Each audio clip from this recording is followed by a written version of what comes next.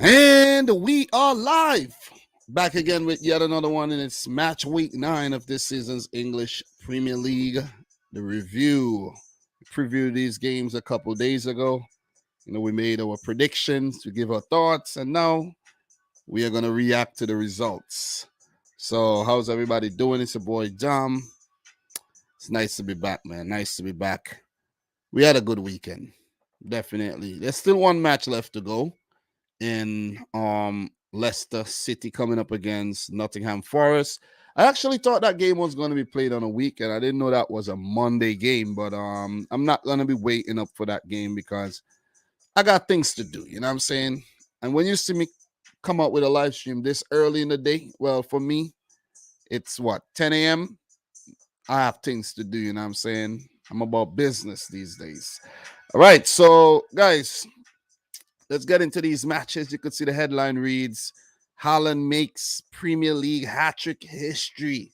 And City strikers' latest trouble sets a competition record in high-scoring Manchester derby ever. So the highest scoring Manchester derby ever. 9 goals in that derby. Haaland scoring 3 consecutive home hat-tricks, the first player to ever do so.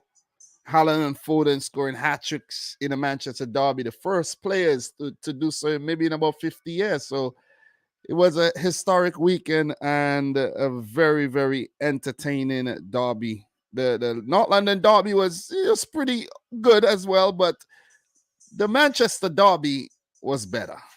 I have to say that, man. And Man United soaped up.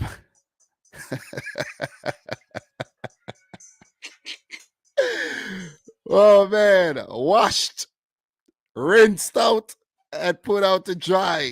Oh, man. It was a hell of a game. I was watching this game, and I just couldn't believe it, man. The frequency of which the goals are scored, I really couldn't believe it. So I like to say big up to Legan Sweet, BX Gunner in the house. Big up to the boy Doug. How you doing, Doug? What you up to? The awesome BLE. Big up to you. Godzilla King, Jordan, Easy Money Sniper, everybody who checked in today already, man. Big up to you guys, man. Doug says that wasn't a derby, that was a total smackdown. Indeed, indeed, indeed, indeed. So, look, let's get into proceedings, man. Let's talk about these 10 games, a lot of matches. So I'm not gonna. I'll get to the game. I'll get to the derby, where I give my thoughts and everything. So I don't want to spend the whole live stream talking about it. So let's get into these matches. Let's start with some light stuff first. Bournemouth 0, Brentford 0. What was my prediction for this one? I'm gonna let you guys know what I predicted for this. I think I predicted a Brentford win for this. Let me see. Yeah, I predicted a 2-1 win for Brentford. I thought that, Bournemouth's little run after the 9-0 drubbing would have come to an end because of the international break and everything. But it seems like Bournemouth just continue to be resilient, man. These guys are not, laying down and getting beaten again. I think that 9-0 loss to Liverpool was actually a big wake-up call. And you got to give a lot of credit to Gary O'Neill, the interim manager. I actually think they should make him the permanent manager. And he was actually nominated for manager of the month for September. And he should have won it. It should not have been Ten Hag. Yesterday's result in the derby exposed why neither Marcus Rashford nor Ten Hag should have won those awards. But listen, man, it is what it is. You can't change it. It's already happened. But for Bournemouth in this home game, I think they were actually. I didn't watch the game live, but from the review, the replay, the highlights, I think they were actually the better team on the day. And maybe they feel like they were unlucky not to get a penalty when Zamora was taken down in the box, and the referee went to the screen to do a VAR review and still didn't see no clear and obvious error. And Ivan Toney had to head a ball right off the line as well. So even though Brentford did get a few opportunities in the game, I think Bournemouth were actually, the better and more comfortable team, and they would feel like they should have got 3 points instead of 1. So Brentford, I guess they're counting their lucky stars here. and they too walk away with a point. Look, in terms of the lineups, let's just see, check out the lineups. See, for Brentford, you see Mikkel Damsgaard started this game. Well, I don't know.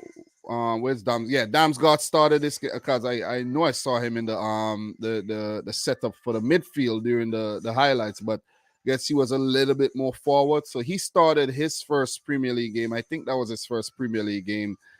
Aaron Hickey dropped to the bench. Aya played at right back. I think Joshua Silva dropped out the 11. You see Zanka getting some minutes there as well. Super sub Johan Wissa couldn't come to the rescue today. On the day, not today, what am I saying? And over on the other side, you see Gary O'Neill choosing to play both Dominic Solanke and Kiefer Moore in the same team, with Solanke going out a bit wider. I've been impressed with Philip Billing, Marcus Tavernier. I'm, slotted into that his position really well, transitioning well from a lower league to the Premier League. So you got to give Bournemouth a lot of credit here for bouncing back, man, because a lot of these players, never played in the league before. Some of them did, coming back from the Championship, and Neto has done a great job in goals since that 9-0 job in on the Mark Travers. I did say that might be the end of Travers. And if you remember, goalkeeper by the name of Angus Gunn, formerly of Man City, he suffered a 9-0 drubbing in Southampton. I don't think he's recovered since, So Travers, you might have to wait a few years for him to resurge. So look, not much more to actually add here. Maybe for Bournemouth, maybe they could have put on more substitutes. Jaden Anthony has proven himself to be a super sub. Maybe Gary O'Neill should have thrown him on.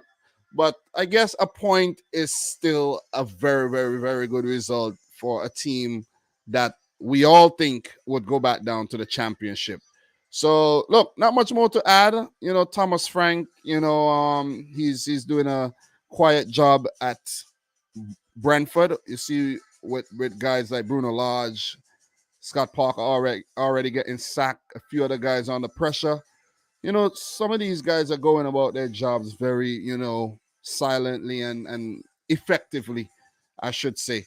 So with that result, in terms of the standings, we have Brentford in 10th with 10 points. So that's not a bad start. 8 matches, 10 points. Pretty good. Pretty good. And Bournemouth themselves have 9 points. So unbeaten since that 9-0 loss to Liverpool, and 9 points in 8 games. If they continue like that, they'll survive. They'll end up with what? About 39, 40, 42 to 42 points. And that is what they need.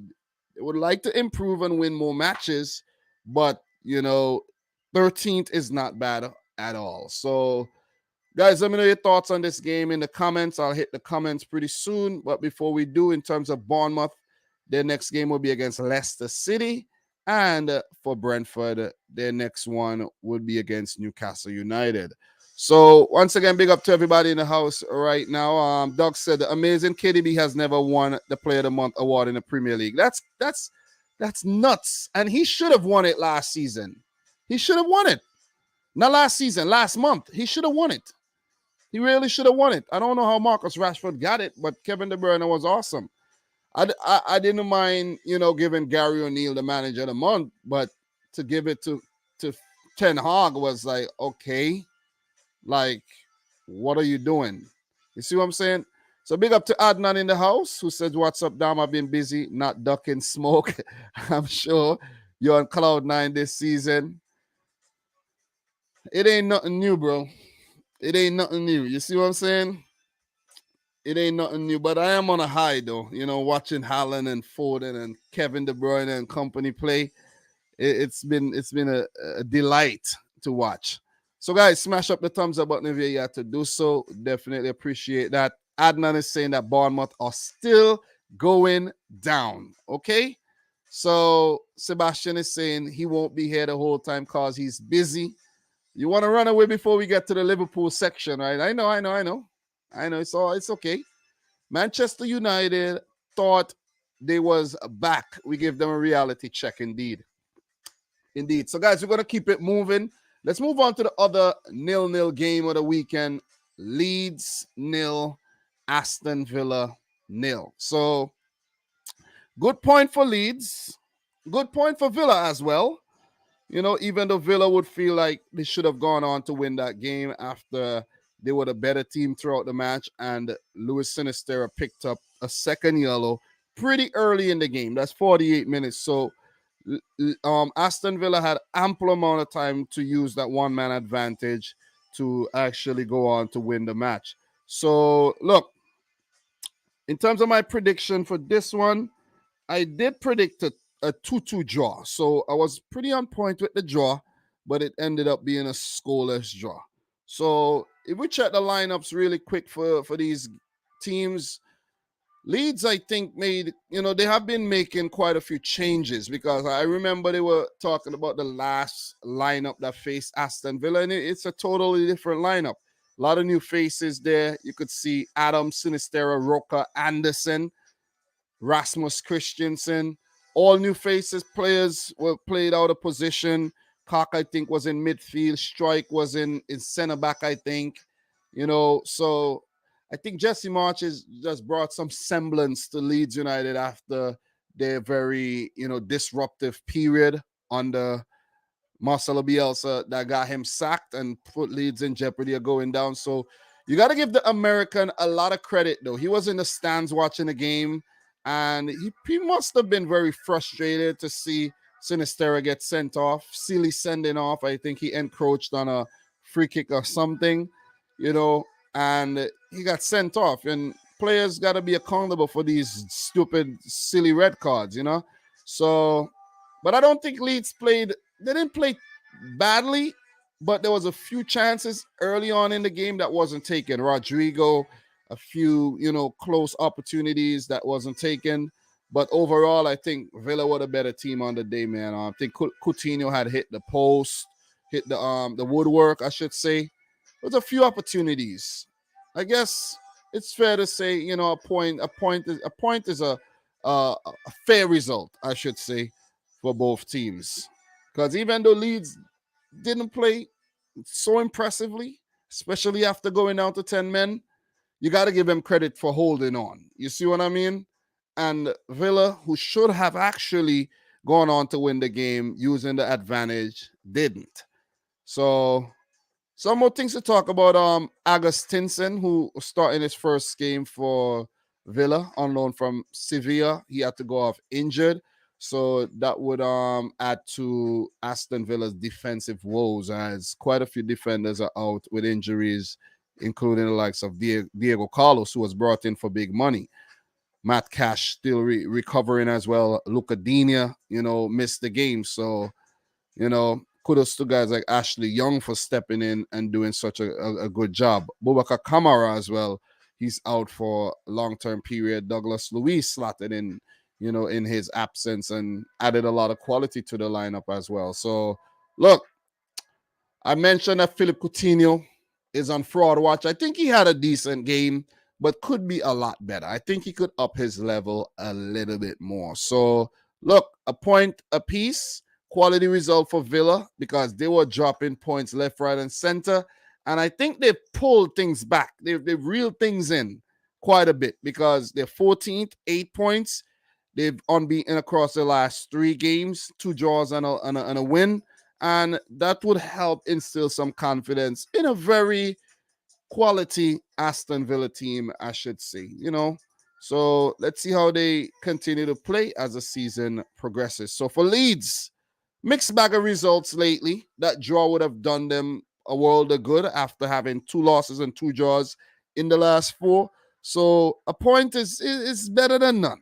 It is better than none, and it's progress towards improvement. So they're on 12th with 9 points. So okay start to the season. Better not to be down in the relegation zone like the likes of Wolves and Leicester and Forest. So they would just need to continue building on their solid start, but they need more wins, though. The win section need to, to be ticking over, if you get what I'm saying. But I think Jesse March has done a good job with the team. Very attacking, but at the same time could be very pragmatic. Steven Gerrard, he's getting there. Has not done a bad job since he took charge of Aston Villa. Remember, they were in trouble when Dean Smith got sacked. He was called in. Didn't do such a bad job, but I think his reputation kind of overshadow what he does as a manager. If you understand what I'm saying, because he's Steven Gerrard. So sometimes we're like, oh, it's Gerrard. And if you really inspect his record, it's not that great. But still, be happy that he's not sacked. He's not like, face the same fate as Bruno Lage and what's his name? Scott Parker. So 0-0. Not much excitement to really talk about. We're not gonna get deeper into it, but a point apiece. So for Villa, their next game will be against Nottingham Forest, a match that they feel they should go on to win, followed by a big one against Chelsea. And for Leeds United, 12th, their next game is against Crystal Palace, followed by a massive one against Arsenal. So, guys, let me know your thoughts in the chat. Definitely appreciate that. So, what we got here? So, you got Yoshi saying Brendan Rodgers to be sacked before Christmas. Look, it could happen quicker than that. Remember, we have a World Cup coming up, next month. So if there's any sacking that's going to happen, it will happen before the World Cup or during the World Cup. But the thing about Leicester is, like, they're not in the best financial situation right now because I think, we're trying to keep up with the big boys. You end up spending a lot of money on both wages, transfer fees, and whatnot. You know what I mean? New facilities. And then when the performances doesn't really match up and, things are not going your way, then it's hard to bounce back from that. And when a manager is under pressure, it's going to be difficult to sack him because you already commit to that manager, give him a big contract. And when you want to double back on the contract, it's going to cost you. You see? So he might just last. That's what's working for Brendan Rodgers right about now. But some teams don't really care, though. They'll go further into the hole just to sack you. So what else we got here in terms of the comment? Dennis Onan is saying tonight might see Leicester sack their manager if they fail to win against Forest. Look, it's a perfect opportunity for Brendan Rodgers to put himself in a better position. Just beat Forest. You see what I'm saying? Beat Forest. And Forest are the most likely team you're going to beat because look at where they are in the table. Look at how they've been performing. They're disjointed as a unit. So you got to take your opportunities when they present themselves, man. You see? What else we got here? Godzilla saying Leeds United playing soccer instead of football.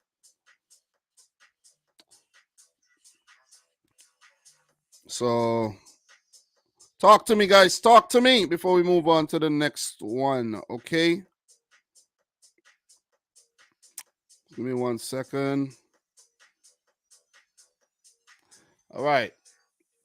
So what else we got here in terms of comments? Sebastian is saying, could you see Klopp leaving Liverpool down? Listen, I've touched on this and I said that if performances continue like they have been this season, Klopp would be under pressure himself. And I don't think the club would come out and outright sack him. They would have a meeting. There would be disagreements. They might be shouting. And then egos are going to be hurt. And then, Klopp might say, hey, man, I'm going to leave. So they're going to announce that he'll leave on his own, accord. They part ways by mutual consent. That is what they're going to say. You see? So, but he's under pressure right now, and it's proven that in his 7th year at his previous clubs, he usually, self-destruct. So let's see if it's going to actually happen to Klopp this season. What Liverpool have done this season, is very, very short. Very, very short of impressive. Very short. They're coming up real, real short. So Adnan is saying Coutinho was Brazil's best player at the last World Cup. He's fallen from grace. Adnan, do you think that he's going to make the World Cup squad? Let me know if you think he'll make Brazil's World Cup squad. So Yoshi is saying 30 plus goals for Haaland this season. I can see it happening. 30? 30. He got 14, I think. Are you saying 30? If he continues the way he's been scoring, he's going to have 30 by the time we hit what? 17 games, 16, 17 games. And if he's scoring hat tricks in every home game against Man United, who beat Liverpool, who beat Arsenal, who were on 4 straight wins, what you think he's gonna do when he? Let me just check the schedule real quick. Right? Man City's coming up against Southampton next in the league. I'm not saying we're going to blow with Southampton. We don't play too well against them, right? But we got Liverpool and Arsenal. Well, the Arsenal game postponed. We got Liverpool, we got Brighton, we got Leicester, we got Fulham, and Brentford coming up before the World Cup, right? So Brentford is a team I could see him destroying once he's fit and going, you know what I mean?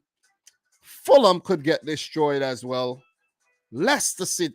Listen, it could get real ugly. It could get real ugly, man. That's all I'm gonna say, right? It could get ugly. Haaland, I'm not gonna say 30, but before the World Cup, like Haaland could be at least 25 goals. 25. Adnan is saying I don't think he'll be in the Brazil squad. It's left to be seen, man. There's gonna be injuries.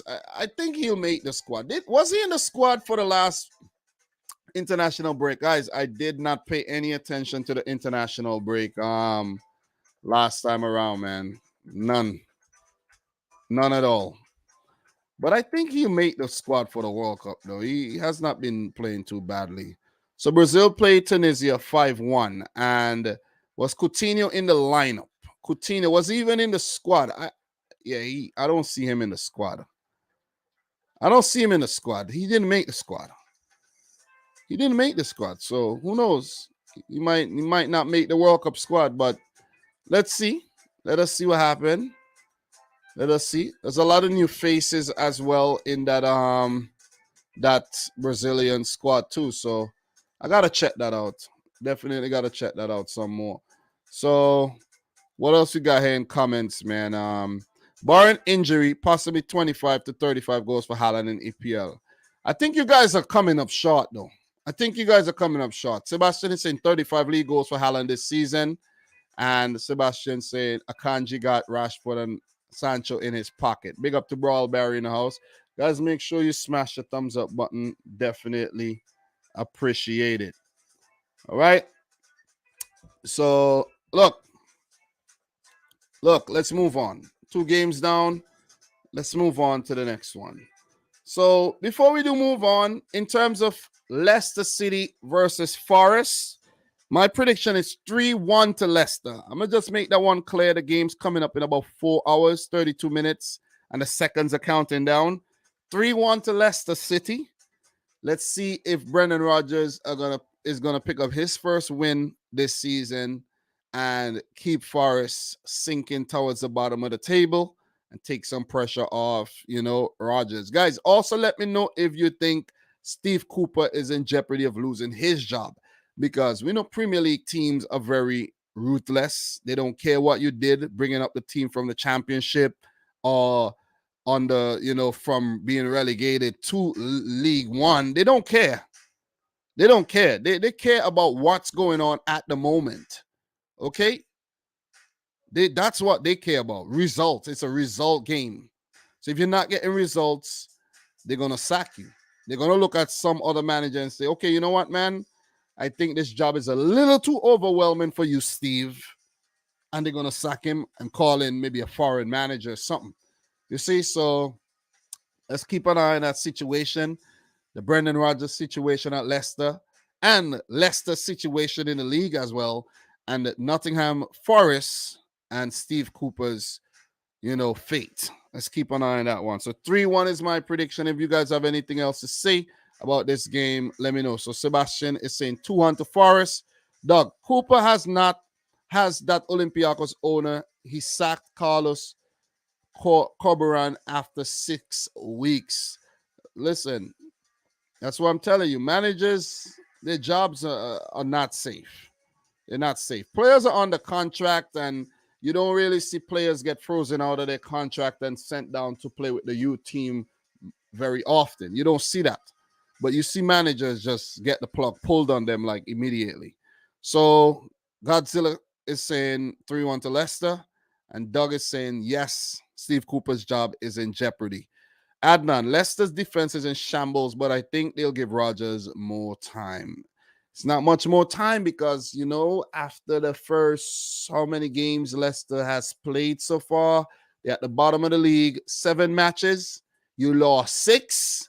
Remember what happened to, who was that? That's Ronald de Boer or Frank de Boer. I could never remember which one of those brothers was actually in charge of Crystal Palace. It's one of them. And I have a list of things here, brothers and stuff on Wikipedia in my what you call it there, my favorites, and I have to brush up on that because I'm really not let me see if I can find that. Netherlands. Let me see if I can find that really quick. Damn, I can't even find it. Netherlands. The Netherlands or Netherlands? Yeah, I have to do a let me see the net. Yeah, they don't even have it here. They don't even have it here. Let me see something. One of you guys will help me out. Oh, Frank. It's Frank. Okay, it's Frank. I always get mixed up whether it's Ronald or Frank, man, because they identical twins, and I can't remember. I think both of them are like crap as managers too. So yeah, he lost his first 6 games in charge of Palace. They brought in Roy Hodgson, and Hodgson saved Palace ever since. Palace been good. BX gonna say 3-2 to the Foxes. Okay, thank you there for that prediction. So, anything else for you guys have to say? Drop it in the chat, and we are definitely gonna discuss that. All right.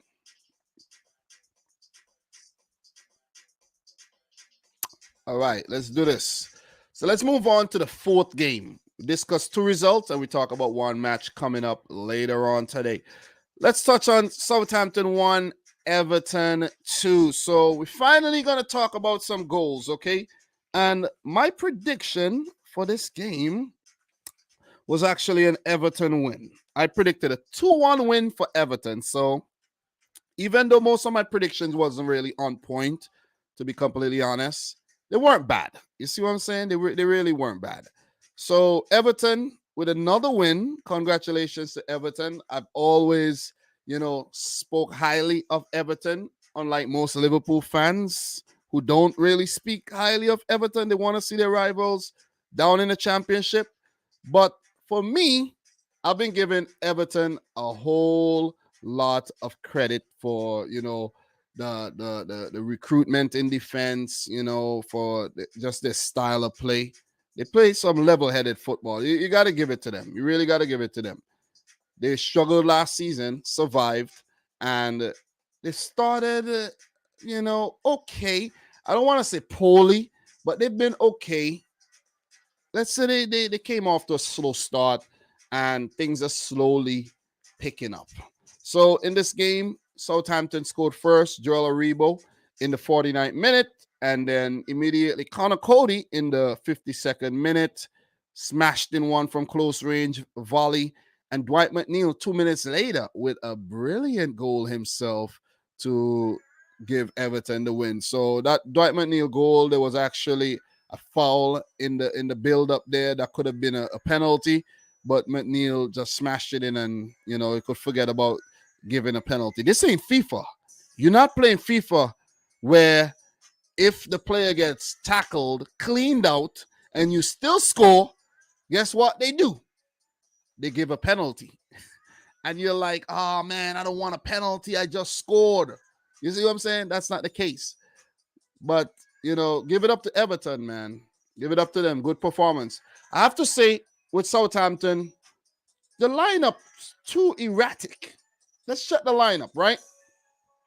Way too many changes. Duya Chaleta saw making his debut. Juan Larios making his first start. You see? I don't know how fit Mohamed Salisu is, but you break up the center-back partnership of Bella Kochap and Salisu. What you think gonna happen? You see what I'm saying? And you put Larios in at left back when you have guys like Perot, who's been starting and coming off the bench. So it kind of baffles me, some of the decisions made in this game. Ainsley Maitland-Niles giving his first start as well. Like, what are you thinking? You got guys like Diallo on the bench that's been playing. Give him the game. Bring Ainsley Maitland-Niles off the bench. Let him warm up to the Southampton team and, just don't throw him in there. I think Joe Ariba was brought back into the team. Sikumara as well. It's too many changes, man. Way too many changes. You got Genipo. These guys have been playing. Elianusi has been playing, so Adam Armstrong has been playing. So I don't really get the chopping and changing. I think, what we could draw from that is Ralph Hasenhuttl still does not know his best 11. And that's all I'm going to say about that situation. He's under pressure. He's always been a manager under pressure. Always finds a way to, wiggle himself out of it as well and, make things work. Is it going to happen this season? It's left to be seen. I predicted Southampton to get relegated. And the kind of signings that they made, the youth, the inexperience, it could happen. Or they could just go on to have a magnificent season. But let's talk about Everton. Frank Lampard, I think, made a gutsy decision not to start Anthony Gordon, but maybe he's just giving the young man a little bit of, rest, taking some pressure off of him because he's been the go-to man, right? So maybe it's proved to be a good decision. Demari Gray has been playing well, and I think maybe by bringing in Dwight McNeil, giving Anthony Gordon a break, it could be more to do with McNeil than Anthony Gordon, to just show McNeil like, okay, you're part of the bunch, get your confidence up. And that goal would do him a world of good because his last season at Burnley was not good at all, man. He was hardly involved in goal scoring. He was not productive at all. And that would help him out. That would definitely help him out a lot. I won't be surprised if the next game he's on the bench. You see what I'm saying? And then he could come off the bench and use that confidence to maybe help Everton in a tough situation. But I don't see Gordon going back-to-back games on the bench. Or maybe Gray would get a little break and Gordon would come in.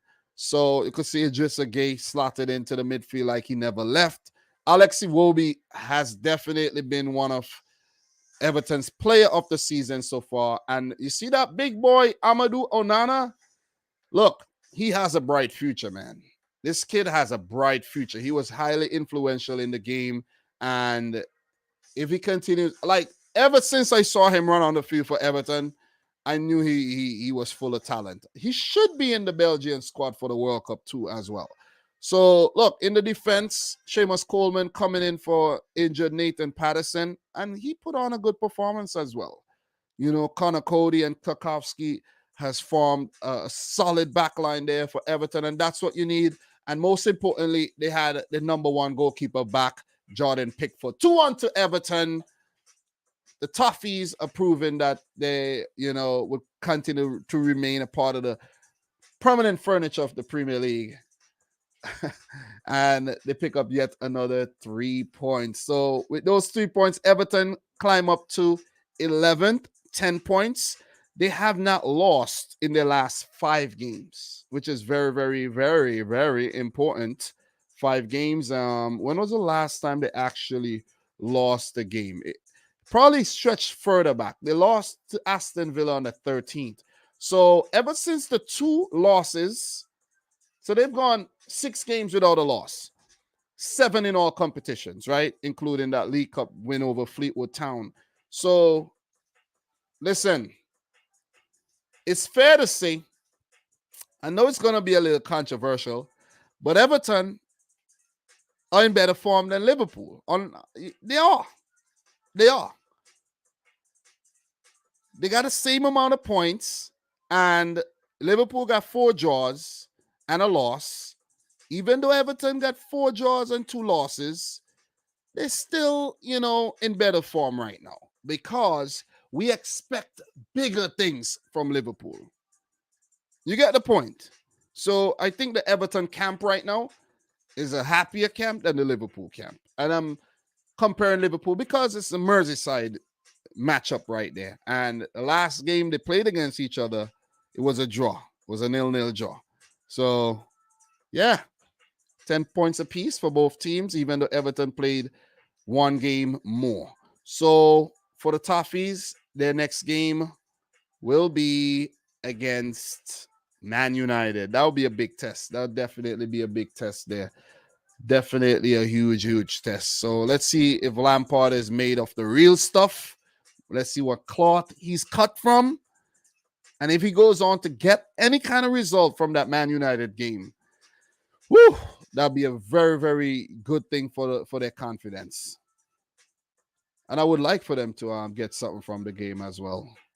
I won't put money on it, but I think the way they're playing right now, they can get something from that game. So in terms of Southampton, guys, let me know your thoughts in the chat. I will hit the chat pretty soon. Southampton are 13. So they're not doing too bad this season. 3 losses, 3 draws, 2 wins. No, I'm reading the wrong team. They're 16th. I'm reading Bournemouth. I don't know why. Southampton do have 7 points, right? Not a terrible start. 7 points, 8 games. But their form in the last 3 games, last 5, I should say, is worrying. 4 out of their 5 losses this season have came in the last 5 games. Cause for concern.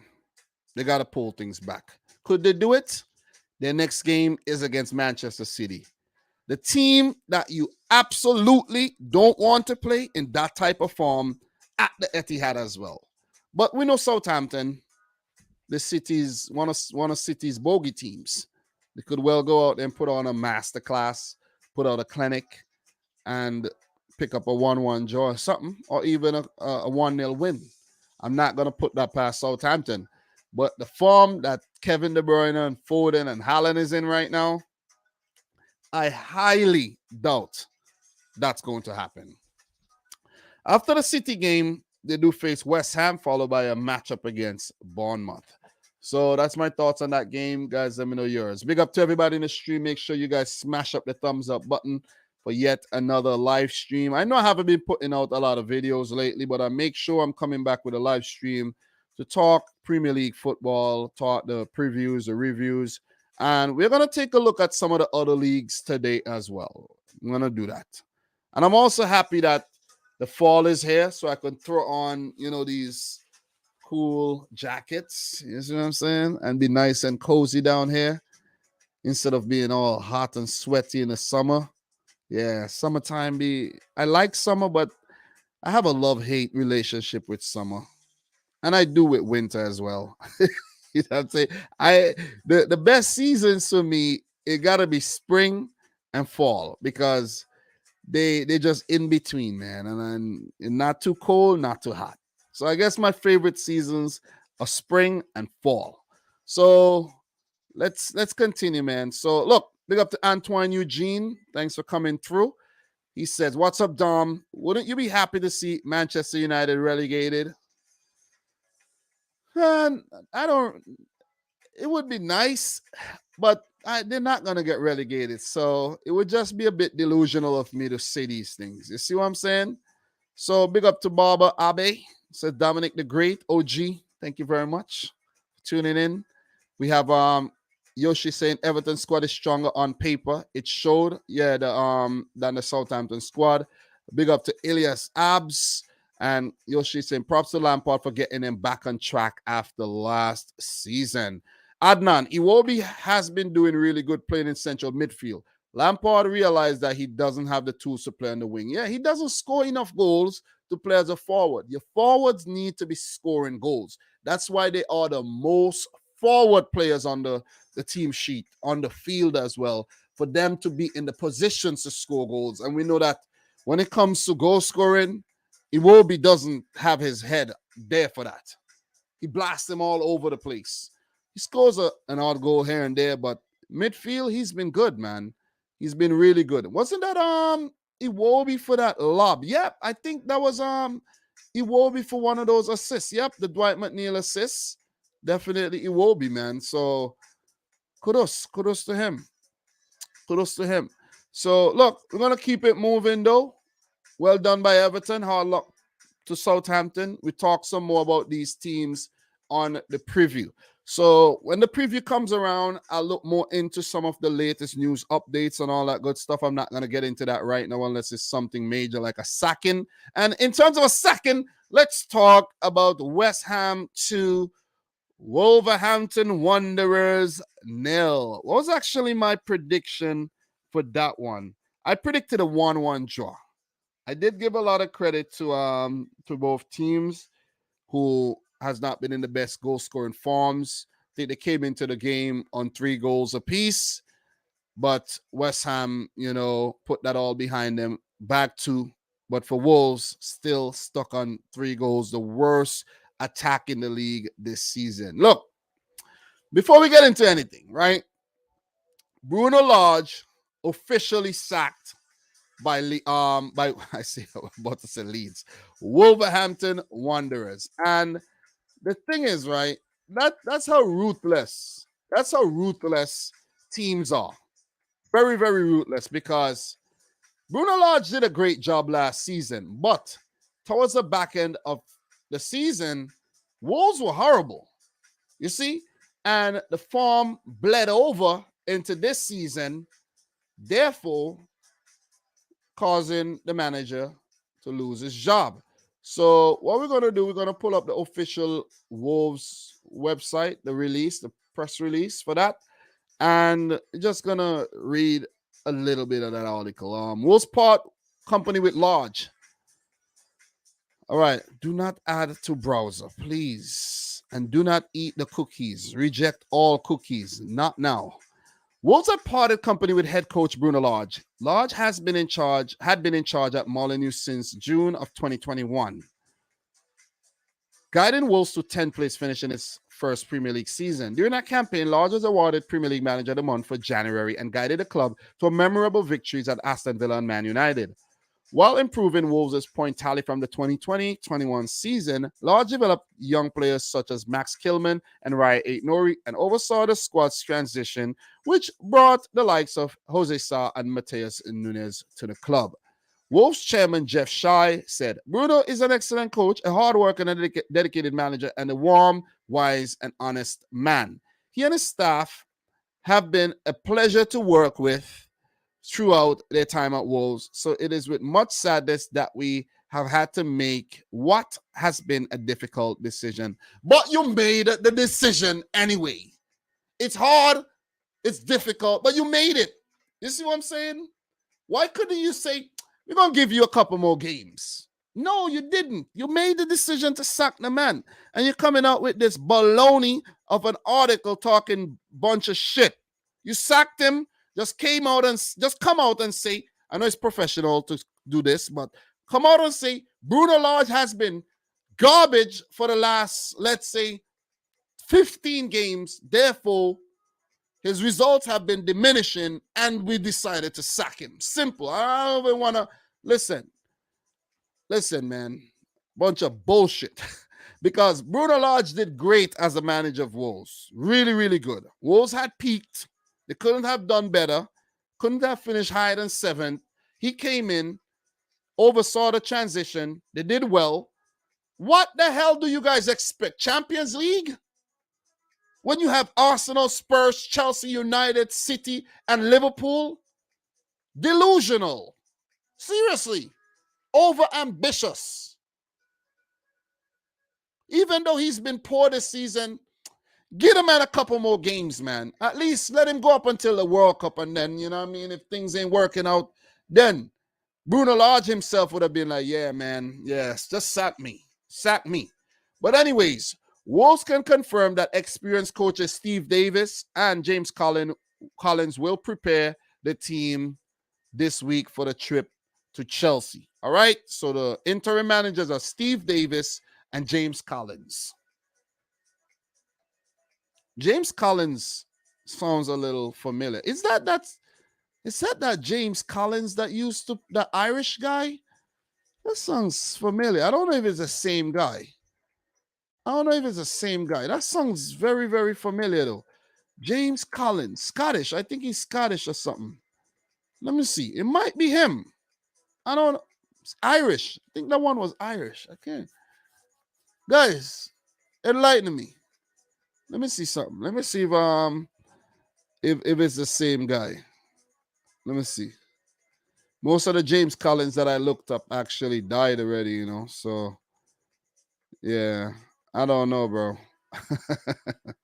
Sounds familiar. Maybe I'm mixing up the wrong James Collins though. So yeah, if any one of you guys know what I'm talking about, let me know. But anyways, man, that's it for that one. Let's go back. Bruno Lage is history, and let's just get back to the results here, and let's talk West Ham's victory, well-needed victory over Wolverhampton Wanderers. So Gianluca Scamacca in the 29th minute and Jared Bowen with a brilliant goal in the 54th. I do have something I did save. Let me actually see if I could pull it up right now on Scamacca. Let me see if I could pull that up right now. I think I did save it, but maybe I didn't. All right, I guess I didn't save it. But anyways, I remember it from the top of my head.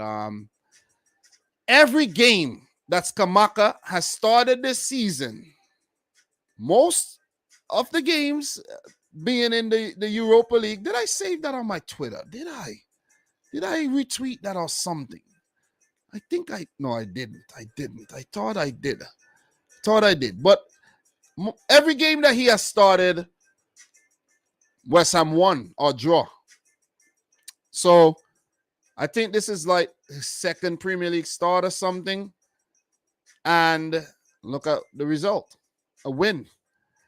But I understand it's just hard to just drop Mikel Antonio like that because of what Antonio has done at the club, right? You can't just say, Antonio, you got a new forward, you dropped. You see what I mean? So you have to play it smartly. Even if it costs you a few games, you got to do it for the welfare of the player as well, right? Show some loyalty, something that most clubs don't show to their managers. Mikel Antonio, you see, came on in the 66th minute. Scamacca went off. So they're sharing the workload there. But it might be more effective right now to play the more informed striker, Gianluca Scamacca, who came over from, I think, Sassuolo in good form, right? I think he was linked with a move to PSG too. That didn't happen.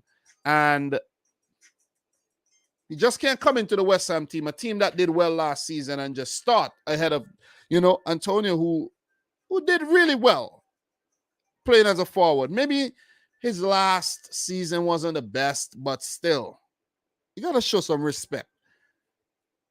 And I know Antonio would understand, like, okay, I'm up there in age as well. Let's give the younger striker the opportunity to shine for the betterment of the team. I'll play second fiddle. It takes a lot. Sometimes you got to put your pride aside. You just got to put it to the side. And I've been trying to drill this into some people's head, like I got a friend and I'm, telling her, like, listen, sometimes you got to put your pride to the side. It might not be the best situations. People might disrespect you out here, but sometimes just put your pride to the side for your own good, for the betterment of everything. Anyways, Maxwell Cornet did start the game. You could see he went off pretty early in the game, injured, so hope he's okay. And on came Pablo Fornals, and I think he came on and definitely changed the game as well. Look here. This West Ham team is way too talented for the start they had this season. It has not been justified at all.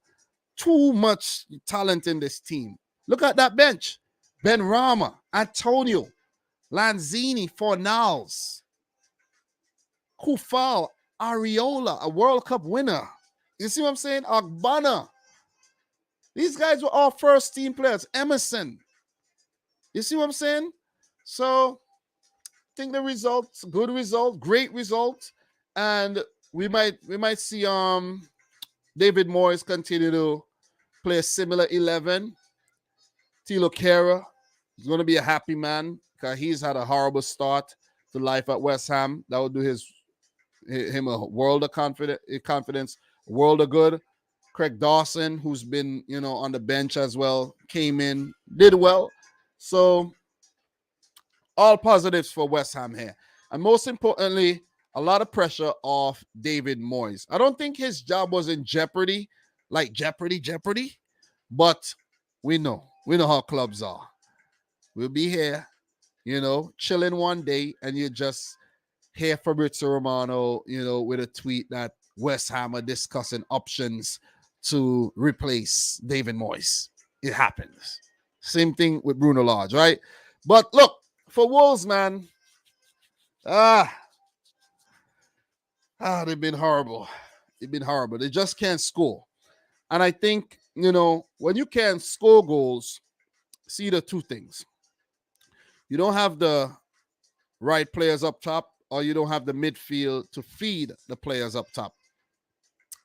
And it could be a combination of both, where maybe João Martinho is way out of his depth now. Maybe that's what it is. Mateus Nunes is still adapting to the league. Pedro Neto, since that injury, he's not been the same player. Podence could contribute here and there, but he's not a striker. And Gonzalo Guedes is, not lived up to expectations, I have to say. But they've been it's quite unfortunate for them that they brought in Kaladzic and he got injured. But then again, you got to blame yourself. If you look at Kaladzic's injury record and how big he is and his height and his weight, maybe you could conclude that he could be a little injury prone. You see what I'm saying? So maybe that was not the striker to bring in. You get what I'm saying? So it's all about decisions, man. It's all about decisions. Maybe the manager pushed for that player, and then the board said, you see, we said that we don't want the player. You pushed for the player, and then what happened now? We wasted our money. Maybe it's not gone to waste. Maybe he'll come back when he's fit and he'll bang in, some goals at the back end of the season and help Wolves stay up. But as of now it's the most important thing. It didn't work out. You see what I mean? And Diego Costa did come off the bench. Adama came on early for the injured Pedro Neto. That's not good, you see? And I did put out a tweet that said Bruno Lage got sacked for not trusting Adama Traore enough. Maybe it's true. Maybe it is true. But look, man, Wolves are in the hole. They're in the mud. It's going to be difficult for them to get up out of it. And let's see who they're going to appoint as their permanent manager. Is it going to be Pochettino? Or names being thrown out there already? Let me actually check Twitter really quick and see what's going on here. Let me see if Fabrizio Romano saying anything about that. Let me see.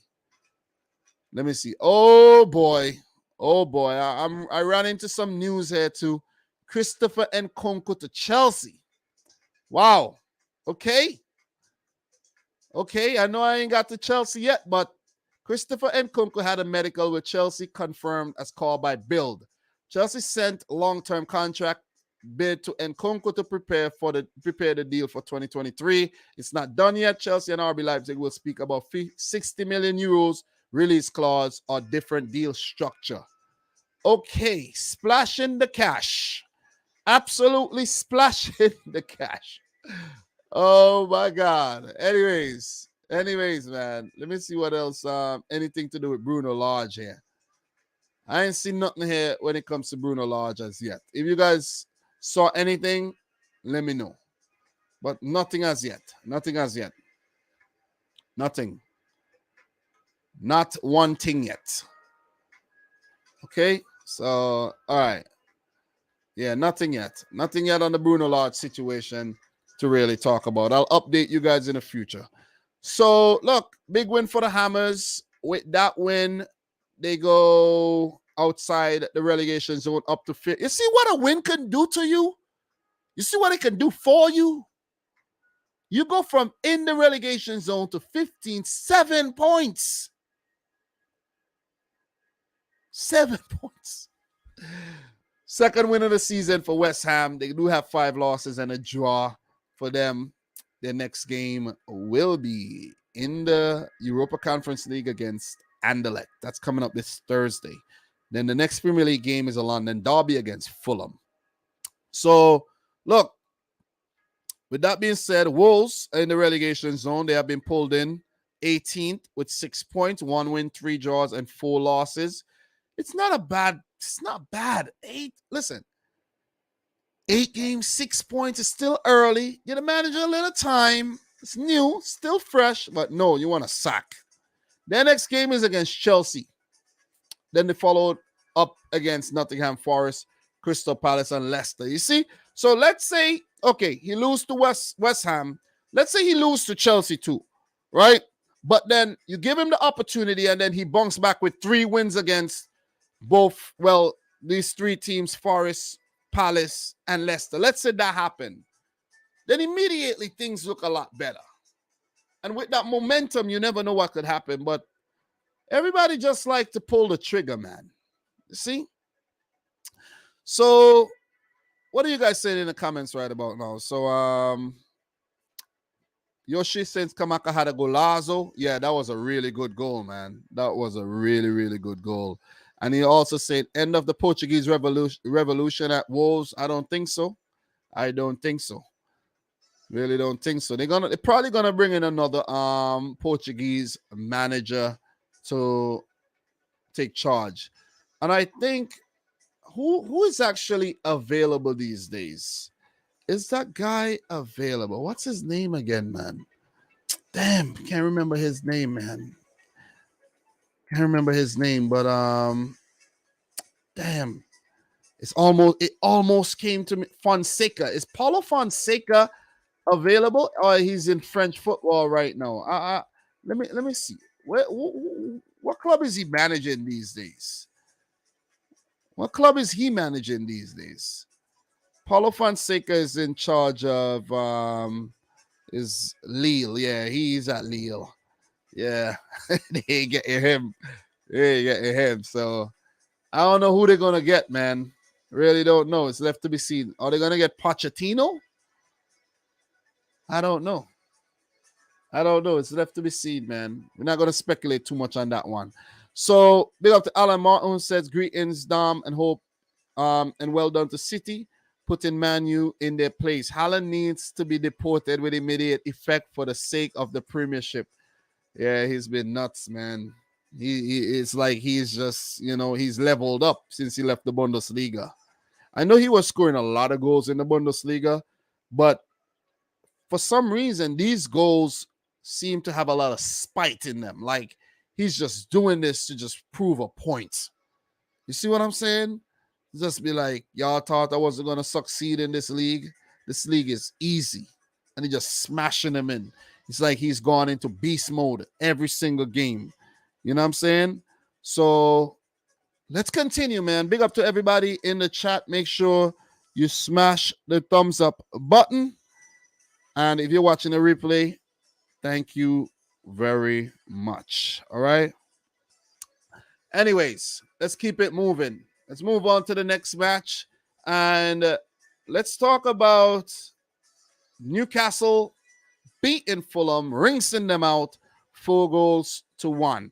So my prediction for this game was actually a draw. I could remember predicting a draw for this. 2-2 draw. 2-2 draw.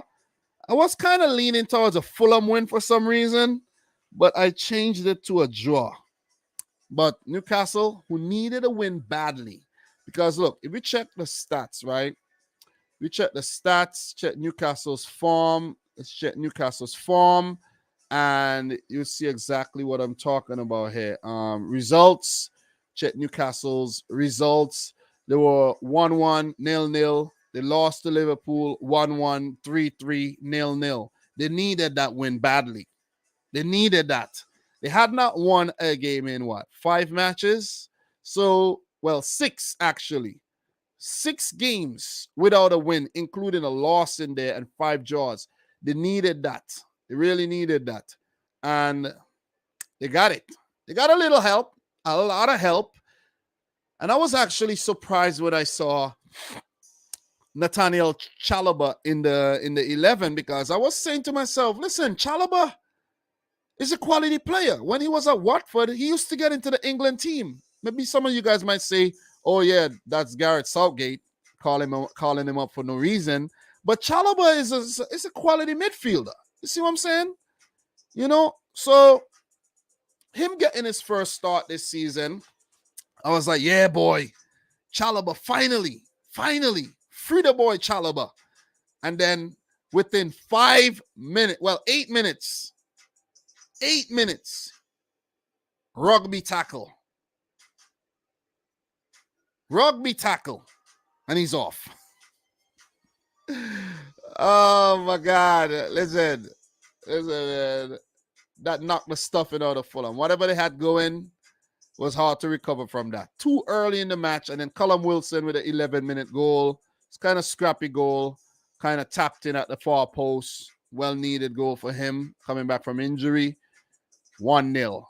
And then the boy Miggy Almiron, of all people, getting in the act. Very good goal in the 33rd minute. That was a brilliant loft, man. Bruno Guimaraes. Woo! That was sexy. That was sexy, man. That was sexy. You could put that ball right there in a bikini. That was sexy. I'm telling you.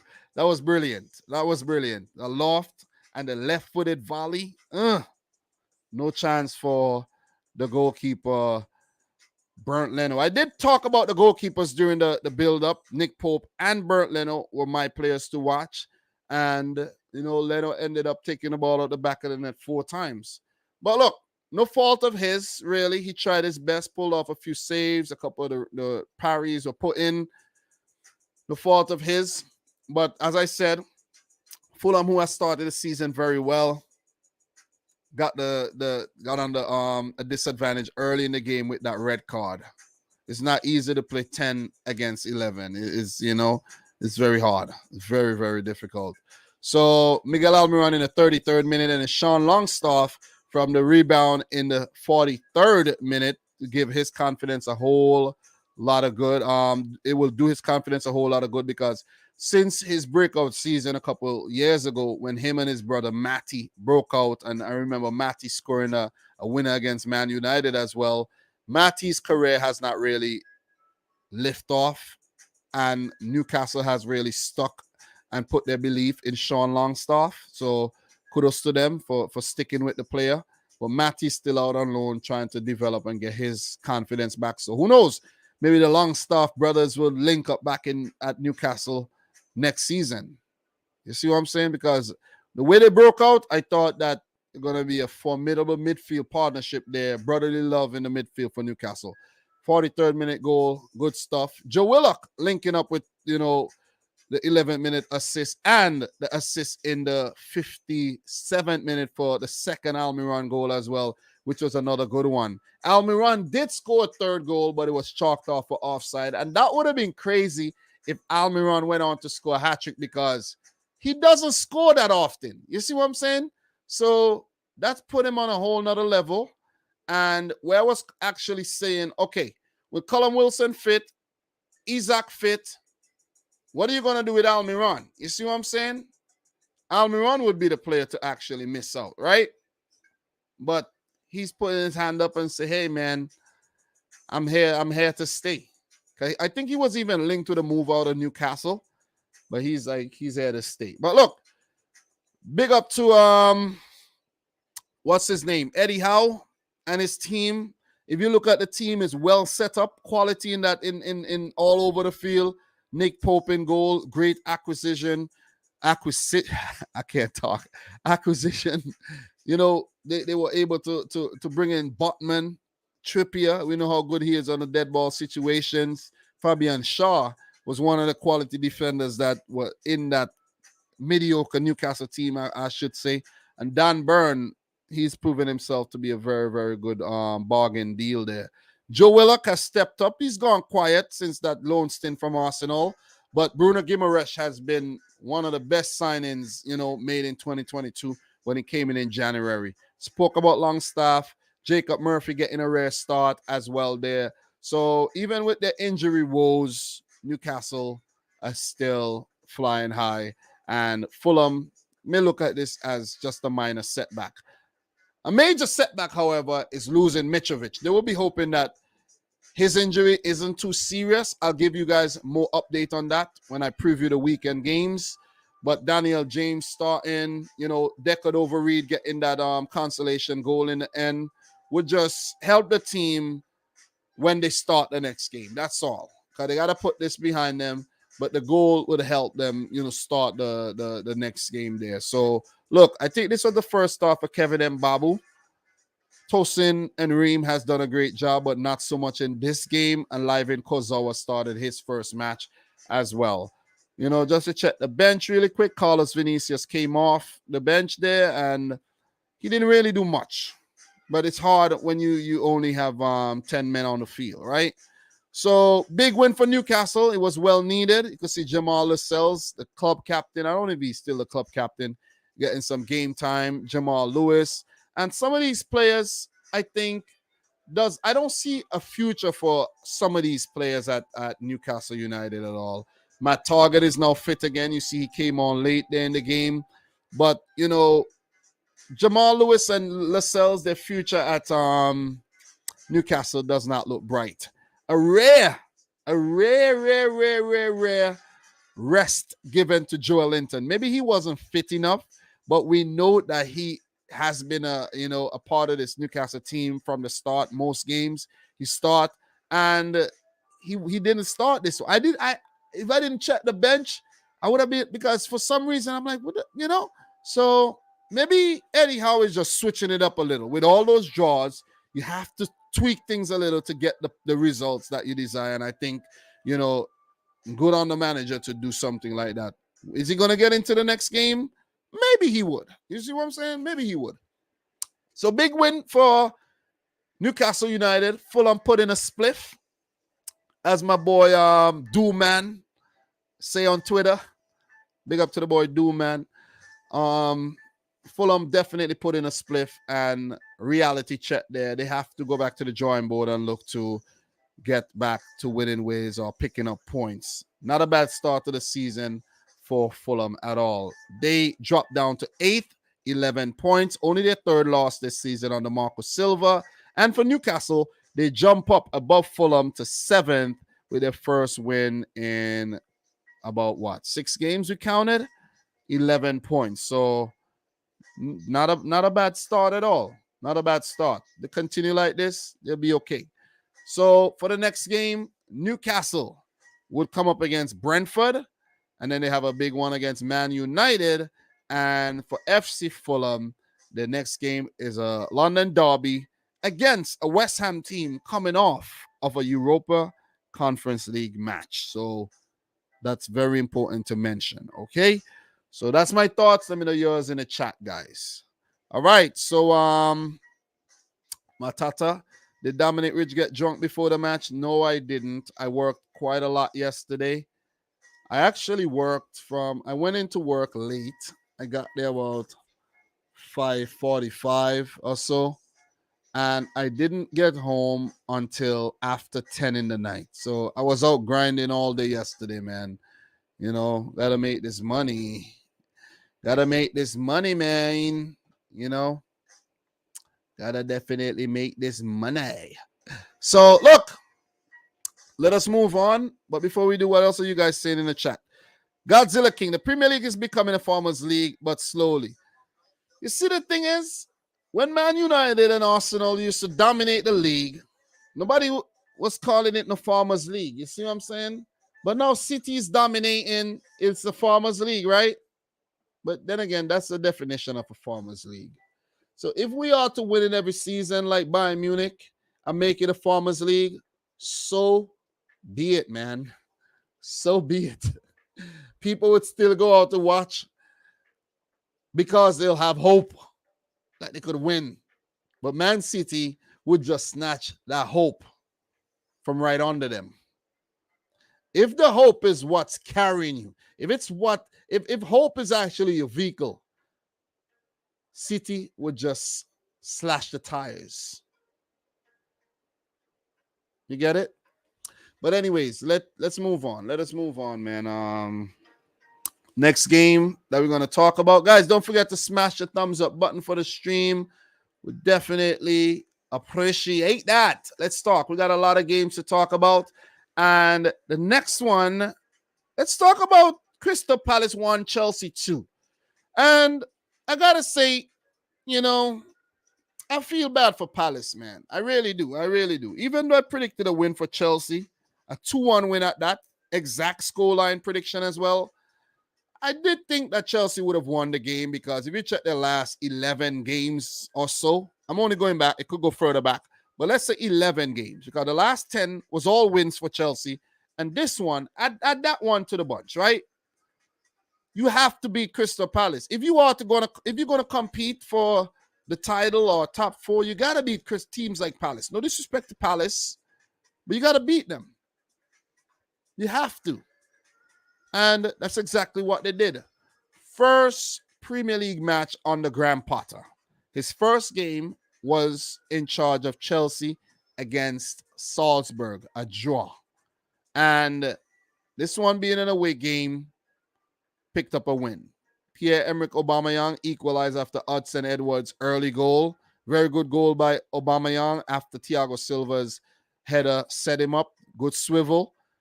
And we could discuss that Thiago Silva should have been sent off. So Chelsea had a lot of luck going there for them in this game.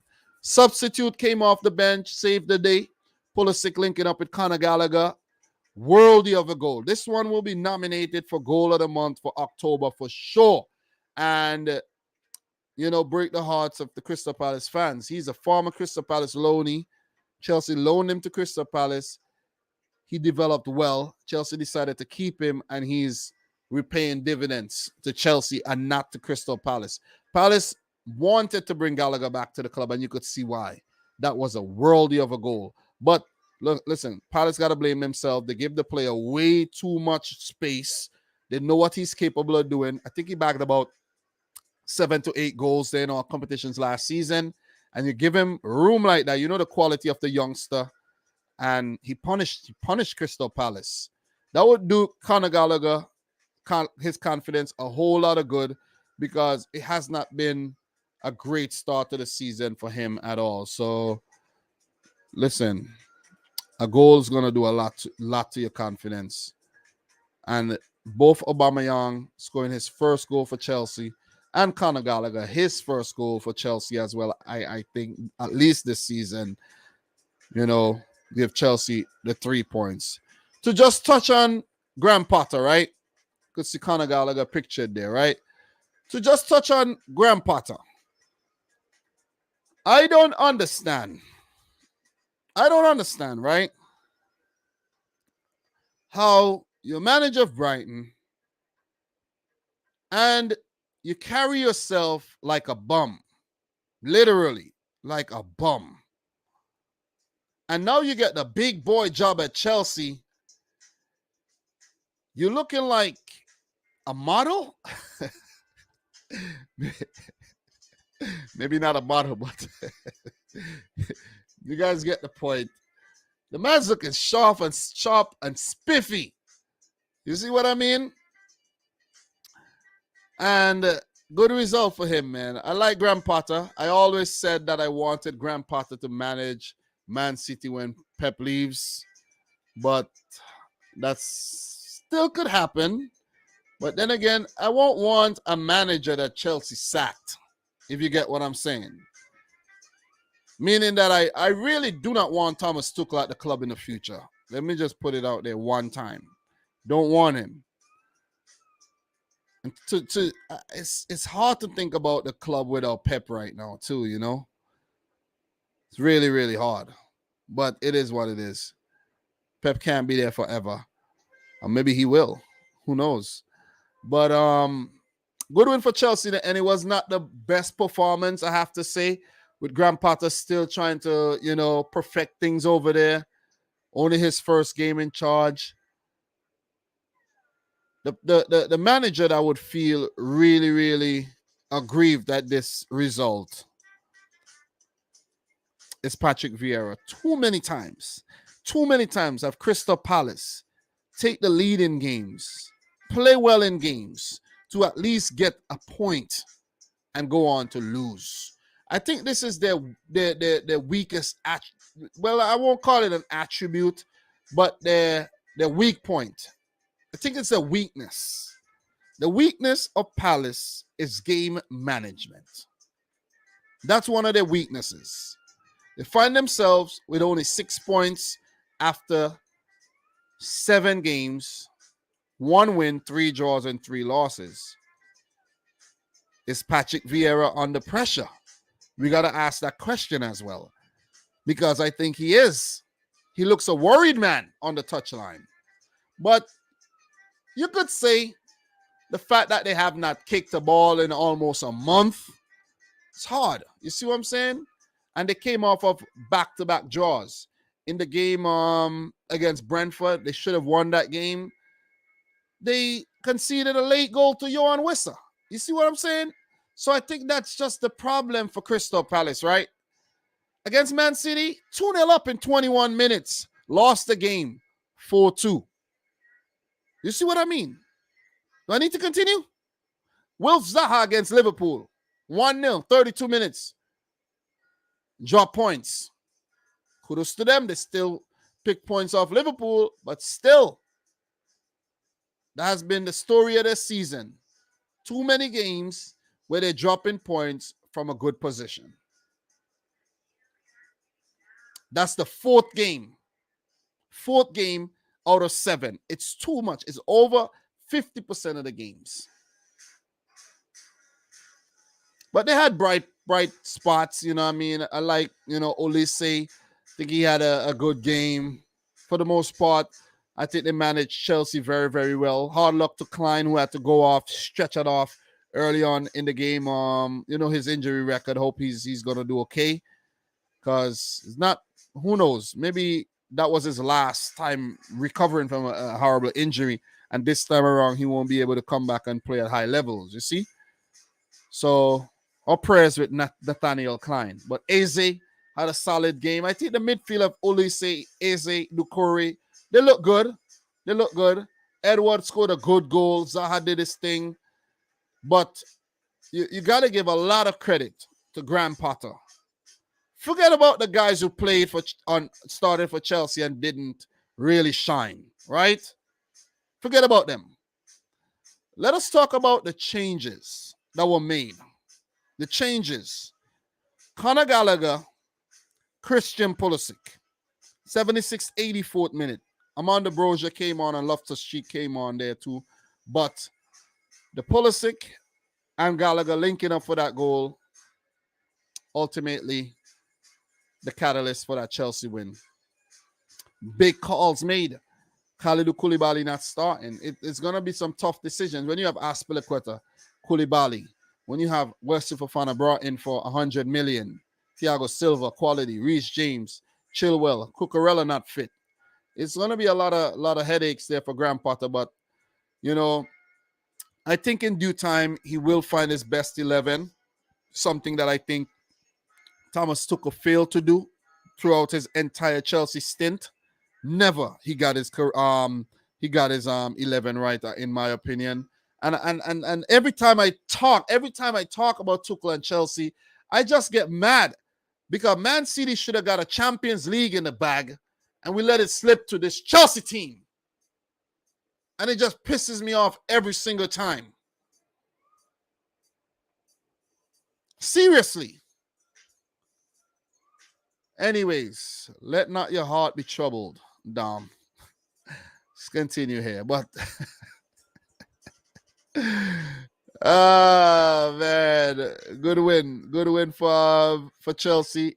Palace was missing Joachim Anderson. So, they'll be hoping to get him back soon. And, it's still early in the season, guys. Let's not lose our heads here.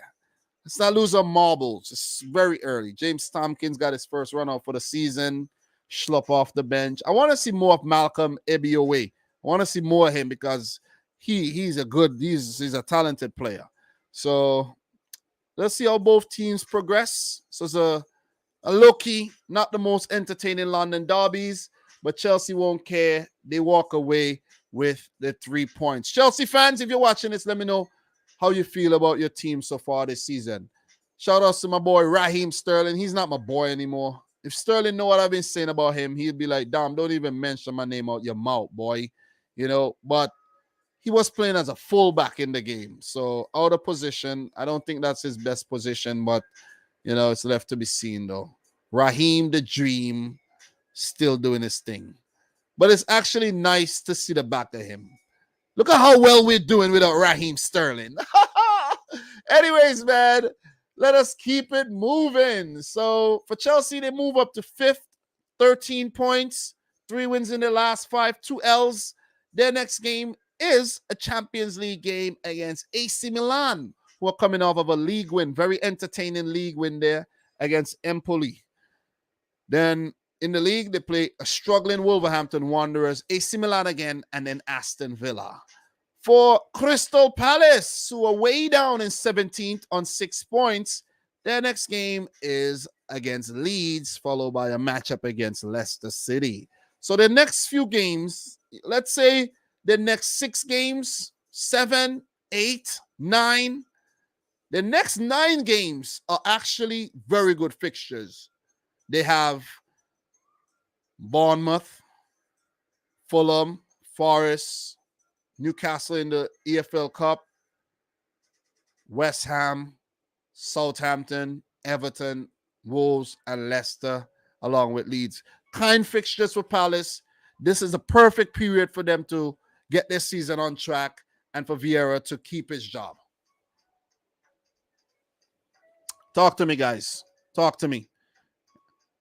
All right, so big up to Clinical, dropping a comment here. Honestly, Dom, I wiped that Chelsea game out of my memory. It was not the most, and it was a snooze fest, to be honest. I actually thought that Crystal Palace was going to pull it off, but Conor Gallagher, man, I was watching this game as well. Conor Gallagher did the thing. I was watching 2 games at the same time. I think I was watching a Liverpool-Brighton game and this Chelsea game. So, yeah, bro. I was just watching, before this live stream, I was watching the Empoli AC Milan highlights at the back end of the game, and Leao is not going to be an AC Milan player next summer unless they give him a new contract and put like a 200 million release clause in it, because he's gone. He's developed very, very well. I'm actually proud of him, man, because when we had the hype over João Felix and Gonçalo Guedes, these players earned big moves. Guedes got a move to PSG. Don't know if y'all remember that. Guedes was signed by PSG at 17 years old for big money, about 50 mil, I think, if I'm not mistaken. And João Felix went for over 100 mil. And Rafael Leao, I heard, chirps of him and nothing too crazy. And he's really developed. So, you mean, no, I meant the final. I hate Chelsea. Yeah, I know. Oh, the game. Clinical. I forget you're a Man City fan for a second there. But guys, let us keep it moving. We got a few games to talk about. Let's talk about this game here. Arsenal 3, Tottenham 1. Big win, man. Big win. Big win. I predicted a draw for this one. I'm actually, believe it or not, guys, I'm still a bit skeptical of Arsenal. Even with them having such a good start to the season, I'm still skeptical. I'm still having second thoughts. I'm not going to put my money on Arsenal winning the league or even being in a title race. I'm not putting my money on it. It's still early in the season. I hope I don't have to eat my words, but it's hard. It's hard to put belief in this Arsenal team. Seriously. Great start. Don't get me wrong. But if that loss against Man United is anything, we could learn anything from that, is what might actually end up happening to Arsenal. I didn't think they'll lose against Spurs. I predicted a draw. You could say Spurs came up short. You could say the red card actually helped Arsenal to win in such a convincing manner. You could say anything you want to say. But unless this Arsenal team rinse out Man City and Liverpool, I'm not believing in them. I want to see Arsenal beat Liverpool and then pick up something against City, a draw or a win. And then next time they play United, beat them, and then, and only then, I'll believe this Arsenal team can go on to win a title. Because the way Man City are playing right now, the only unbeaten team in the league, Man City, the way they're playing right now, I can't think of Arsenal actually bettering them. You see what I'm saying? I read the defense of Gabriel and Saliba, how all the praises Saliba has been getting. Let's see how he does against Haaland and De Bruyne and Foden. Let's see. But not to take anything at all away from the win. Big win.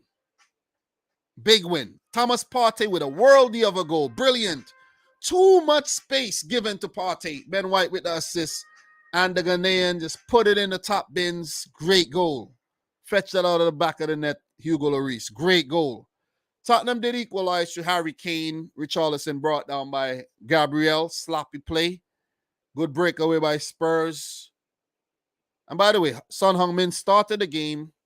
Didn't do anything. Nothing at all. Nothing. So maybe they should have brought him off the bench. You know what I mean? But look. Arsenal responded after the first half break. It was 1-1 at halftime. I was saying, okay, good prediction, Dom. You predicted a draw. It's looking like it's going to happen. Same old Arsenal, not finishing off their food. And there goes Gabriel Jesus.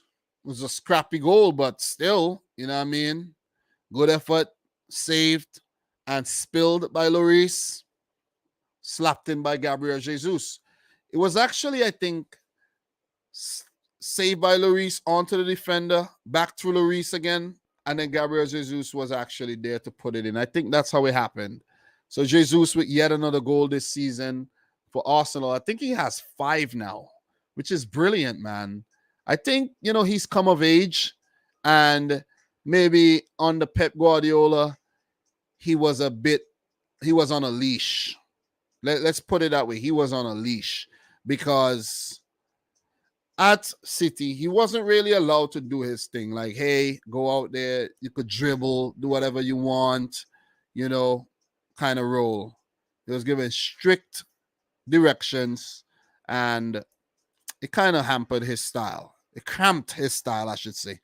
So at Arsenal, he's playing a lot freer, and he got 5 goals, man. And that's high for Gabriel Jesus after how many games so far for Arsenal this season? 8 games. So he's almost at a goal a game. Brilliant stuff by Gabriel Jesus. He's been a revelation. It's a great signing. Also, Zinchenko came back into the team recovering from injury. So I guess that helped. You know what I mean? I'm happy for Zinchenko. Was a bit part player at City. Rose up the ranks and got a big move.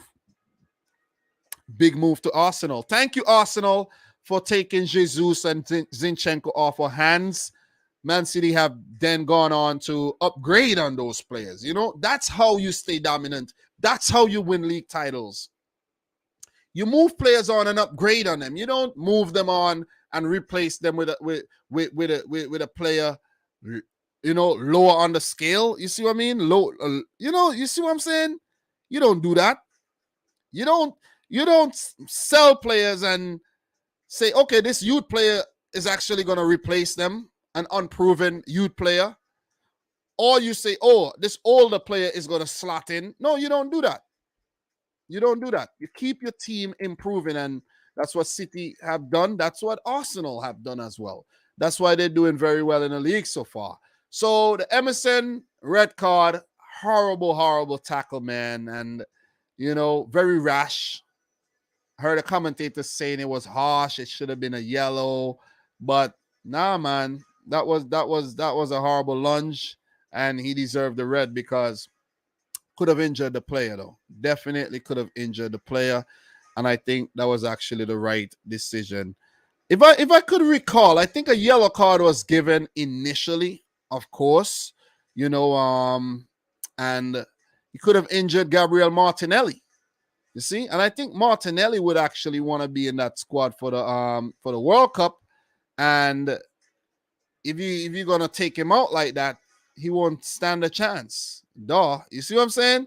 So I don't know if he'll make the squad still, but you want to be fit. You want to be fit and give yourself every chance of making the squad.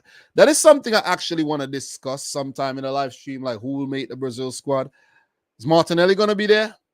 But look, Emerson sent off for foul on his fellow Brazilian player, and he'll miss about 3 games for dangerous play because that was indeed dangerous play. So, Spurs do have adequate, backup in Perisic could play over there, Dougherty as well, so they'll be okay. They should be okay.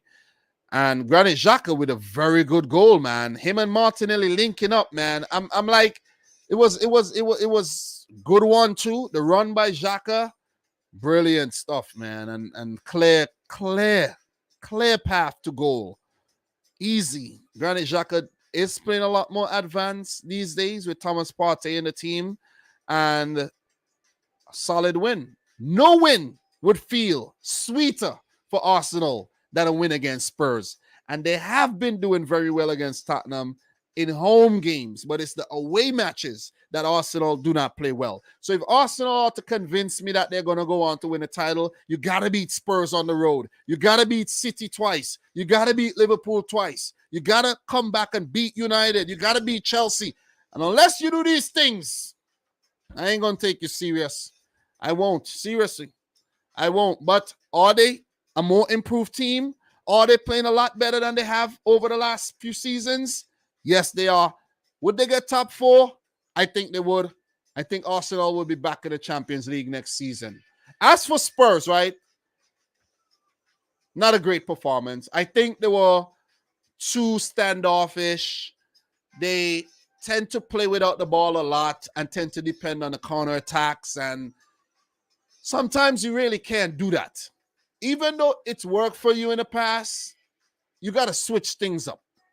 You see what I mean? And I think that might be one of the Achilles heel of Antonio Conte's Spurs. And it's a poor result, man. Poor result. And that is actually another poor result after that we could think back recently, the beating in the Champions League. You see what I'm saying? So some cracks actually showing in this Spurs team. Even though the personnel is there, have a deep squad, a lot of quality. Poor result, nevertheless. The result against Sporting, and now the result against Arsenal. So you're seeing some inconsistency creeping into their game right there, right? So, look, we could go all the way back to the West Ham draw. They beat Fulham, right? Beat Marseille, but lost to Sporting. Beat Leicester, now lost to Arsenal. So the inconsistency creeping back into the Spurs team after a very solid start to the season. That was their first loss in the league. They are 17 points, third in the league, right? Still a good little margin between them and Brighton, but Brighton played a game less. Chelsea would still be a point behind them if they win their next game. It's still a solid start to Spurs this season. Are they going to get top 4? If they continue like this, losing, join? No. You got to win games, and especially against the teams around you. So, look, it's my thoughts on the game, man. Don't want to be too long. Still have 2 more games to talk about, and we're going to get into those. Look, for Arsenal, the next game is against Bodo Glimt. Arsenal is still on top of the table. 1 loss, 7 wins, 21 points, 1 point above Manchester City. The game against Bodo Glimt is going to be a big test. Arsenal are going to rotate because it's the Europa League. You want to rotate your team. You want to give youngsters like Marquinhos a run out. You know what I'm saying? You want to give some of the fringe players some game time to help out with their confidence. And that's what they're going to do in this game against Bodo Glimt. And what's going for them, they're at home. Bodo Glimt is a better home team than they are an away team. So it's going to still be a very good one, though. But the big test this Sunday, Arsenal versus Liverpool. And this is such a huge game because if Liverpool lose this game, then it's indications, clear indications. I don't want to say that the wheels are falling off, but the bearings are actually grinding right now. Liverpool needs some wheel bearings right now. If we want to get into some automotive terms, Liverpool need to change their wheel bearings because the wheel bearings are actually starting to grind. Okay? And you're not going to get very far with your wheel bearings grinding up like that. For Arsenal, it's going to be a test of their character. They're at home. Could they get back-to-back wins against Spurs and Liverpool? If that happens, the level of seriousness goes up. How serious are you going to take Arsenal? There's a scale, 1 to 10. It's going to move up. You get the point. It's going to move up. Let's keep an eye on that one. That's going to be a big game. The preview is going to come up later on this week, most likely on Thursday. I got to actually put in a schedule for that. Guys, make sure you smash the thumbs up button for the live stream. Big win for the Gunners. Huge loss for Spurs. And let me know your thoughts. So let me see what you guys are saying in the house. Whoever is in the house right now. Sebastian, Arsenal are going to destroy us on Sunday. I don't know if I could. I don't know. That's going to be a tough call, man. But it could happen. It could happen. Big up to Carlton T in the house. Haaland on fire, man. Damn. Lego dude, I don't think Emerson Royal is that good for Spurs. He should be on the bench. He isn't that good and he isn't disciplined. Clinical. To be frank, though, Zinchenko, we didn't improve on it. What? What? We didn't do what? Bro, have you seen Sergio Gomez? Have you seen Sergio Gomez? Did you, bro, you didn't watch the derby. You didn't watch the derby. You know what it is? You know what's been happening? People have been mixing up Sergio Gomez and Phil Foden. People have, even the commentators have been thinking that Phil Foden is Sergio Gomez at times in the game. That's how good he's been playing. That's how good he's been. Sergio Gomez is the real deal, bro. Just if you don't know, I'm going to let you know. Sergio Gomez is the real deal. He is the real deal. And I could tell you, if he continues to have such a good, let's say he has a good month of October, like Pep give him a lot of game time, right? And he plays this well, and he plays in the Champions League, he might get called up for Spain's World Cup team. Okay?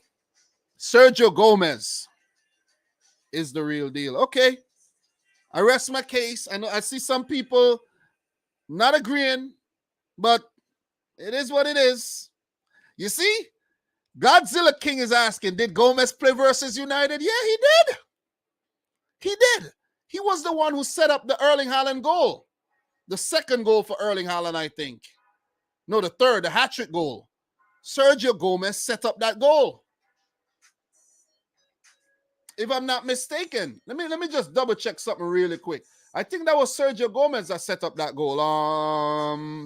Yep, that third Haaland goal, the hat-trick goal, Sergio Gomez. The commentators thought it was Phil Foden, but I've spotted. I didn't know much about the player, but I saw what he did in the few cameos he had. He is the real deal. Remember, he used to be a midfielder, and because he couldn't get game time at Dortmund as a midfielder, he's converted to a left back when he went to Anderlecht. Got to know your players, guys. Got to know your players. So he has that midfielder mentality, which is perfect for Man City. The fullbacks do tuck into the midfield because City play with the ball for most of the game. So for most of the game, you don't need a fullback. So then you have Rodri and the two center backs playing as the defensive shield. And then you have the two fullbacks slotting in the midfield to crowd out the midfield to keep possession. Anyways, let's get back to proceedings. Let's get back to proceedings, man. Let's talk about this derby. Let's leave the Liverpool game for last. Let's leave that one for last. Let me make sure I've already talked about all the other games. Spoke about Arsenal, this game, spoke about that one, Southampton, West Ham, Leeds. Yeah, we spoke about all the games. Let's talk about the derby, man. Let's talk about the derby, man. Yeah! Let's talk about the derby. Let's talk about it. I mean, listen. Okay, let me tell you a story, right? My boy Finn from South Africa, he has a YouTube channel, Finn Krause Football. He linked me. He said, Dom, I want, give me your thoughts on the game. He said, we're going to do a WhatsApp call. And in my mind, I'm like saying to Finn, why are you going to do a WhatsApp call and you're going to screen record it? Why you don't just hit me on StreamYard? Because in my mind, the last few screen recordings I did, no voice came out. And I think there's an option you got to pick where the voice is recorded as well, right? So I knew something was going to go wrong. And I'm driving home from work. I said, I don't have a lot of time. I'm driving home from work. I'm giving my thoughts. And I give United so much respect. So much respect. And I predicted a draw. Finn hit me up later. Finn said, bro, no voice was recorded, bro. My bad. I'm like, relief. Because I no longer think that United could pick up a draw against Man City. So when I did my preview, I went in for a 3-1 win for City. And they did much better. You know when you go to the store, you go to the chicken spot and you say, hey, man, let me get a 3-piece. And when you get home and you open up the box, the girl in the store that you be flirting around with give you a 6-piece. Woo! That's how good I felt, man. Asked for a 3-piece and got a 6-piece.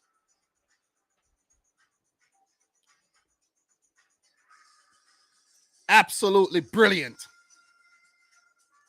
Brilliant, man. Brilliant. Let me not lose my shit right now. Brilliant, right? 6-3. Game of two halves where City won the first half 4-0. United won the second half 3-2. Pretty much a game of two halves. Overall, a pretty convincing win for City, right?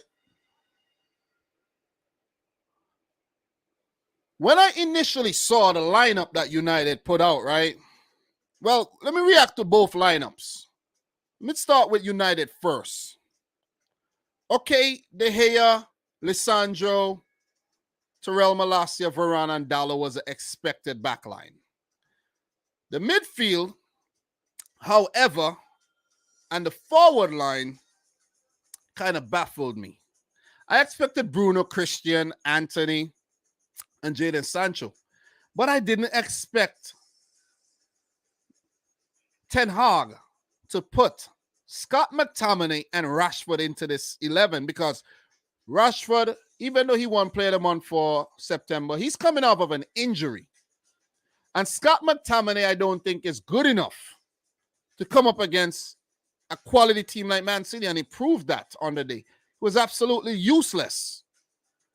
Rashford, useless. Literally useless. Should not have even touched the field. Didn't do nothing. You know, like when you say, yeah, Rashford did his thing, and that thing is nothing. Yeah, that is exactly what happened there. So I think that's where Ten Hag got his lineup wrong. Right away. One of Fred or Casemiro should have started ahead of McTominay. Let me just say that. And Marcus Rashford should not have played. It should have been Cristiano Ronaldo. It should have been Ronaldo. Let me just click on Ronaldo right now. Cristiano Ronaldo looked so hurt. So hurt in this game, guys. So hurt. I've never seen the man look this low before. I was like, wow. You could see that shame on his face. Like, I can't be, like he wanted to cry. That feeling like, damn, I can't believe me, CR7, Cristiano Ronaldo, one of the GOATs of all time. Not just in my era, of all time. And I'm on the bench. 4-0 down against City and you don't even call for me? How? He's trying to wonder how. And I think it's a big insult to Cristiano Ronaldo because since he came to United, he's been one of their best players. There's many times he bailed him out last season. And the regime has changed twice. From the Solskjaer regime to the Rangnick and now to Ten Hag. And he's like completely like out of favor in the league. And now he's playing Europa League for the first time in his career. At least his senior career. When he's Ronaldo, and not like a youthful Ronaldo. Because I think he did play some European Cup playoffs or something before qualifiers with Sporting, if I'm not mistaken. But not starting one of the greatest players of all time is sending a big, a huge message to Ronaldo himself that he's not part of the future plans. There's nothing else I could come up with here. That's the best he's not part of the future plans. Ten Hag does not see Ronaldo in his plans. And after the World Cup, Ronaldo have to, not even after the World Cup, right now, he got to look for a way out in January. I don't know if it could happen, but in January, you got to look for a way out. Anyways, rest my case. Let's go back. Let's go back here. What a win, man.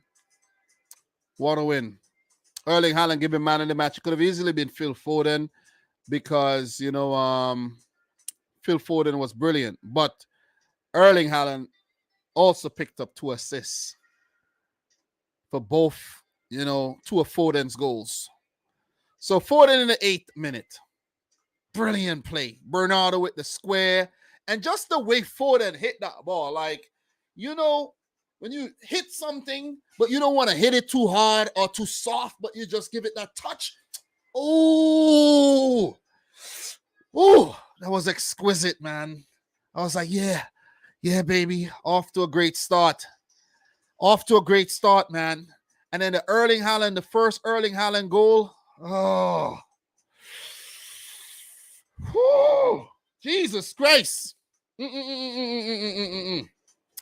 That was a header, right? That was a De Bruyne cross into the box. What was that? The header? Was that the head? I think that was a header, right? When the goal line technology had to come into play, I think that was a header. And then the 3 minutes later, when De Bruyne just bent it behind the Man United defense on a run by Erling Haaland. I know I'm getting the goals right, but I just can't remember which was scored first. There's so many goals, 9 goals to remember. But it was just brilliant, man. It was just dominant football from the start in the first half there by Man City. They were all over Man United. I thought we were actually watching, Manchester City versus that United of Manchester. That other club. That other club in Manchester. Club. I can't remember what it's called. Club Atletico de Manchester. But look. Brilliant goal. I don't know. I don't understand how it's a telepathy between the two players, but De Bruyne just bending that ball behind for Haaland and how he's connecting perfectly with these. I just can't. I can't understand it, man. I really can't understand it. Brace for Haaland, 3 up for City, and then Foden follows up with with his second goal with Haaland squaring for him this time around. Look, I don't know, man. I don't know. It's hard to understand how Man City was so good in the first half against a Man United coming off of 4 consecutive wins. That's the thing. That's the thing that was trying to figure out how did United go from that beating Liverpool, beating Arsenal to this? It just shows the gap between the Manchester clubs, Manchester City and Man United. And I don't want to hear nobody tell me about spending because United are spending more money these days than Man City. They spend more money this season. They were just completely outplayed in the first half. But the second half is a different story. If we learn anything from this game, Man United, if they had put out the 11 that they had in the second half, if they had put that out from the beginning of the game, we could have seen a more level derby than this one-sided one that we witnessed. Because that goal scored by Anthony, exquisite. Exquisite, man. Exquisite. Edison, I don't know, man. How you gotta save those. He didn't anticipate it one bit, and he got beaten. That was a good shot by Anthony, but we got caught out. I didn't really care. We're 4-1 up. I didn't really care. But as Pep said, there's still many things to work on. That's the thing. Still many things to work on. Oh, I forgot to mention the substitutions made in the first half as well. Rafa Varane and Kyle Walker had to both go off injured. And you see Walker, Varane went off. Lindelof came on for the first time this season. And Kyle Walker off. And Sergio Gomez came on. He went over to left back and Cancelo went to right back. And look, just before I get into the second half, continue where I was, talking about where credit to Man City, right, for the depth of the squad. Just the depth. I said I was going to react to the 11s, and I didn't react to the City 11. But just to double back and credit Man City for the squad depth. Edison, we know, is going to be in goal. But Ortega Moreno is worthy of even starting some of these games, in my opinion, right? Pep, he has so many quality players to his disposal that he could say, Ruben Diaz, take a break. And he continued with Manuel Akanji, who had a magnificent game. He's doing it with ease, carrying the ball through the midfield, his passing range, his heading ability, everything, man. What a signing. I know a lot of people are saying Akanji who, but what a signing.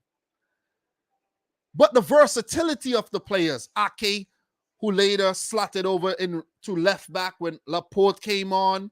But imagine having, right, Walker and Cancelo as your right back options, and John Stones, who's been playing right back. Don't forget that. So when Stones is injured, Walker could play. When you want to rest Walker, Stones could play, right? Laporte's been injured.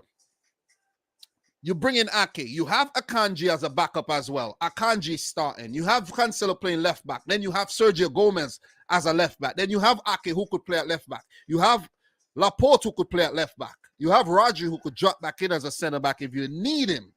The squad is so deep, and I think that's what's responsible for Man City's success over the last few seasons, right? The midfield. Rodri doesn't play. Gundogan steps in. You don't even know he's on the field. He's a smooth, quiet operator. Bernardo, he's doing his thing. Kevin De Bruyne is pulling the strings, right? Erling Haaland up top. We run out of superlatives to say. It's just been brilliant. Jack Grealish had a great game. Jack Grealish has been good in the last couple of games. Credit to Grealish. He's came under a lot of criticism, but credit to him, he's bounced back. And if he continues playing like this, then we would see that Aston Villa Grealish that we came to love, right? Foden, a hat-trick. Whenever I see Phil Foden, I think about Brahim Diaz. I know he's doing okay at AC Milan, but he went to Real Madrid thinking he was going to star over there. If he was still at City, he would have been on the level of Phil Foden. Phil Foden is he has the highest market value for any player in the Premier League, I think. I think even over Erling Haaland, if I'm not mistaken, which is absolutely nuts. Phil Foden is something else, man. Foden is something else. He's going to score goals. He's going to assist goals. He's going to help out in defense. And that's the thing about this Man City team. Helping out in defense. Going back, tracking back. And this is something that Anthony doesn't do enough of. Sancho doesn't do enough of. Rashford doesn't do enough of. And it's the difference between the teams. Everybody's in at City. Everybody's not there for Man United. And that's how they lost the first half so horribly and ended up losing the game so badly in a derby. You see what I mean? So, actually, Erling Haaland's market value is higher than Phil Foden. So, I double back on that. Haaland is at 150. That probably rose up to 150 across the last couple of weeks too, man. So, let me just see how that market value rose. Let me see if the market value rose up this season. No, it's actually been at 150 for a while. I think Foden is probably the most expensive English player. Maybe he's up there. He's up there though, or at least the youngsters. But look, not to get too distracted. Let's get back to the second half here. I'm going to give a lot of credit to United in the second half because they played the way they should have played all game, right? Changes were made, but some say, or some may criticize Ten Hag for not making the changes earlier than he did. Malacia was taken out of the firing line. Luke Shaw came on. He did well, changed the game. Anthony scored that goal in the 56th minute, and then some changes were made. Martial came on. He ended up scoring a brace. Very good goal in the 84th minute. Fought for that goal after that Edison save. And that penalty, just a soft penalty, I think. Inconsequential and well put away. But you could see the changes. McTominay came off. Casemiro came on. So, look, I think Terrell Malacia deserved this place because he's been playing well. But maybe there'll be a rethink there and give Luke Shaw the opportunity because Shaw didn't really do much wrong, but he didn't start the season well. One insult that I think Pep really showed it to, or he sent out there to Man United was when he made a quadruple change in the 73rd minute by taking off Phil Foden, Jack Grealish, Cole Palmer, and Kevin De Bruyne and Ilkay Gundogan all came off, right? And quality came on the field. Palmer, Mahrez, you had Laporte coming on, and Julian Alvarez. We didn't play well, but we didn't need to. Pep was only taking that time to give his players some game time, build up their confidence, because we got a Champions League game coming up against Copenhagen, and I think Pep's going to change up his lineup for that one as well. Man City should go on to easily win the game too. Back-to-back Champions League games against Copenhagen should be a walk in the park, which would at least help City, further oil up their engine by giving a lot of players game time. You see what I'm saying? So this machine called Manchester City is going to be very, very hard to stop. And that's an understatement right there because they've been hard to stop for years. Are Man City going to go on to do the three-peat? Guys, it's looking like it's absolutely going to happen. I didn't call it at the beginning of the season. It looks like it's going to happen, man. It looks like it's going to happen. As I say, this is still not the finished product. Pep said it, and I'm saying it too. This is not the finished product. We could be better because this could have been 7-0. But it ended up being 6-3. So we got to look at, okay, where could we improve? Too many goals conceded. Look at how we conceded the goals. You see what I'm saying? Don't give quality players space. Be alert for when the ball is saved. You're there first to clean up. Don't give away too many needless penalties. You see what I'm saying? So a lot of room to grow and improve. And as long as Pep feels that way, he would want to continue as a manager of the club and want to just continue to be perfect. Man City are putting themselves in a very good position this season, I have to say, to win the Champions League, because the last couple of seasons we've been teasing. Final, semi-final. This year, we got to win it, man. Got to win it, or you could do whatever you want in the league. The opposition fans are not going to respect you.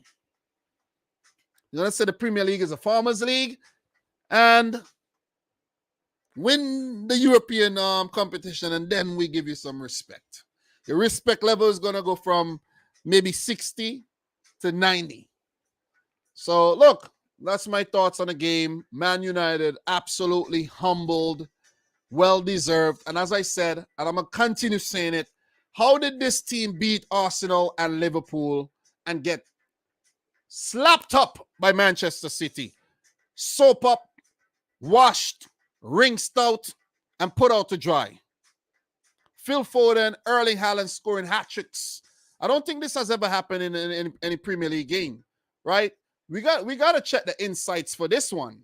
We definitely got to read out some insights for this one. I'm pretty sure we have some. All right, we got some. I'm going to share some insights with you, some stats for you, right? Look. Let's look at some stats. Man City's 6-3 win over Man United was the highest ever score in Manchester derby in any competition, with today the two sides is 187 competitive meeting. This was the first time that Manchester City scored 6 goals in a home game against Manchester United in all competitions, while the previous 2 instances of City scoring 6 versus United came away from home, 6-1 in January of 1926 and 6-1 in October of 2011, which was one of the darkest days for United, actually, in a derby.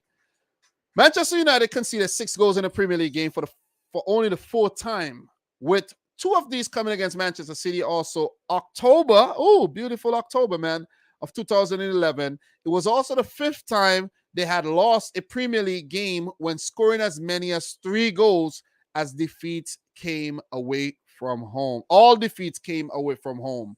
So, look, the commentary said Man City sent down a statement to move within 1 point of Arsenal at the top of the Premier League, hammering rivals Manchester United 6-3 at the Etihad Stadium. Erling Haaland and Phil Foden both scored hat-tricks, each netting twice in the first half to hand their side a 4-0 lead before finishing the job in a second. Anthony Martial and Anthony notched consolation efforts for United to add an element of respectability to the scoreline, but City were dominant and highlighted the gulf in class between the two Manchester clubs. Ooh, beautiful, beautiful, beautiful summary, man. It couldn't have done it better, man. Couldn't have summarized it better. So I actually want to check up to Joe for some stats as well before we move on, right?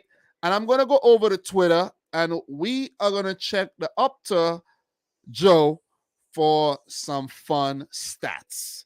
Guys, I tell you, when I have time, I could give you some fun stuff, okay? 5, with 3 goals and 2 assists against Manchester United. Let me just click this so you know, okay, you see who I'm talking about. Erling Haaland recorded the 25th instance of a player being directly involved in 5 goals in a Premier League game, with the Norwegian, the youngest player to ever achieve this feat, 22 years, 73 days. Phenom. We have any more up to stats? All right. Let me see. Erling Haaland had a hand in 5 of Manchester City's 6 goals against Manchester United. Today, 3 goals, 2 assists. The most goals involvement by a player in a single league Manchester derby. Sensational. I love this picture, man. This picture right here, I just love it, man. And when he went over to do this celebration, I was like, yes! Pull it out! Pull it out, baby! He pulled out this celebration when he scored a hat-trick. That was a brilliant hat-trick as well, man. Woo! Damn. How many goals is he going to score this season? That's just another question. I'm salivating. Just talking about Erling Haaland. Let's read this one too. I like when you could click and have the words on the side. But anyways, 17-10. In Erling Haaland, 17, and Kevin De Bruyne, 10. Manchester City have both the highest scorer and highest assister in Europe's Big Five leagues in all competitions this season, with De Bruyne already assisting Haaland 5 times. Demolition. Haaland with 17 goals in all competitions. De Bruyne with 10 assists. Why is up to Joe's page talking just about City? Wow. Anyways, in Erling Haaland, 3. In Erling Haaland and Phil Foden, Man City are the third side to have 2 hat-trick scorers in a single Premier League game after Arsenal versus Southampton in 2003, Jermaine Pennant and Robert Pires. And Leicester versus Southampton in 2009, Ayoze Perez and Jamie Vardy. Historic. So it's not the first time it's done twice before, but it's not something that happened very often. 3. Erling Haaland is the first Manchester City player to score a hat-trick versus Man United since Francis Lee in December of 1970, and 3rd overall, also Horace Barnes in 1921. Throwback. Crazy, man. Erling Haaland is also the first player in the Premier League history to score a hat-trick in 3 consecutive home games in the competition. Monster. Jesus Lord, man. The guy's taking over the up to Joe's page. This is crazy. And I think there's more. Since the start of the 2020-21 season, Man United have conceded 4+ first half goals in 4 Premier League games versus Spurs in 2020, Liverpool in 2021, and Brentford in 2022, and City today. This is twice as often as many as any other side in this time. Humbled. God damn. I'll be damned. 50. Phil Foden has scored his 50th. I repeat, his 50th goal for Manchester City in all competitions, age 22 and 127 days. He is now the youngest player to reach 50 goals under Pep Guardiola, surpassing Messi. Prodigious. You gotta be kidding me. I'm hyped up. Have all reason to be. Age 22 and 73 days. Erling Haaland is the 2nd youngest player to score in his first Manchester derby for Man City in the Premier League after Mario Balotelli in 2011. 21, 72 days. Always. Listen, man, we got more. Do we? All right. We ain't got no more. That's enough. Don't want to rub salt in the wound anymore at all. You know what I mean? Have you ever felt salt in the wound? It's not a great feeling. And we're going to leave this right here for when we get to the Liverpool game, because we're going to transition over to that one pretty soon. Okay? So let's just go back here to just round things off and, leave this one in the past. Going to move on. We have to move on. Big win for Manchester City, man. Big win. And well deserved, but only 2nd in the league. As I said, there's a lot more to do. Lot more to do. 1 point behind Arsenal, and it's a lot of points. Liverpool could tell you 1 point is a lot of points. They lost the title twice by 1 point. It's a whole lot of points. So unless we get over Arsenal, I'm still not satisfied. Anyways, with that being said, for Manchester City, the next game would be at home in the Champions League against Copenhagen. That's actually coming up on Wednesday. And the next Premier League game is against Southampton. And the one after that is against Liverpool, where your boy, Dominic, me, I'm going to be there. I booked my flight. I'm going to be there. I'm going to be there. I tried to do a vlog for y'all. I have to get my GoPro warmed up and ready because I have to do a vlog for that one. You know what I'm saying? I have to. Okay? Big up to AOJ who say Rico Lewis as right back to. Yo, listen, man. Listen. We got players coming through the ranks. It's okay. It's okay. We got players coming through the ranks. We don't need to unleash everything right now. We really don't. We don't need to unleash everything right now. We got players coming through the ranks, okay? We ain't gonna do that right now. We ain't gonna rub it in right now, okay? When they think we ain't got nothing, we got something, all right? Got something up the sleeves. So look, I'm not gonna go further than the Liverpool game. I'm actually gonna try to do somewhat of a preview before I head on over to England. I'm gonna do that the Thursday night of the Thursday would be the what is that Saturday 5th, the 13th. I'm gonna do a live stream, and when I come, I'll actually try to do something from like the hotel room the night of when I get back from the game. I'll try to do something. I don't know how, if the Wi-Fi is good, I'll do a little stream from my phone. If the Wi-Fi sucks, then I'll just record a video and put it out. You know what I'm saying? But anyways, man, I don't think I'll do a stream though. I think I'll just do a recorded video or something. And when I come back, I do another one. So yeah. With that being said, guys, for Manchester United, who right now, minor setback, they dropped to 12 points. Their next game will be against Omonia. I think that's a Cypriot club, if I'm not mistaken. So they'll be going on vacation over to Cyprus, and then they come back against a very gritty Evertonian team, and then they play Omonia again at Old Trafford, then they play Newcastle, then Spurs, then Chelsea. So it's not going to get easier for Ten Hag and his boys. The test is truly here. Are they going to pass? It's left to be seen. With that being said, man, big up to everybody in the stream. Appreciate you guys coming in for yet another one. Guys, make sure you smash up the thumbs up button for the stream, man. Listen, where the Liverpool fans at? They're hiding. They're hiding. They're hiding. Why are they hiding? I'm not even going to spend a long time talking about this Liverpool game, to be honest. Let's talk about it, man. Big up to everybody in the house again. Z Ghoul, happy belated birthday to you, man. Appreciate you coming through. And you said, Dominic, what's up? Good win. A month without football for United didn't help, but congrats to City.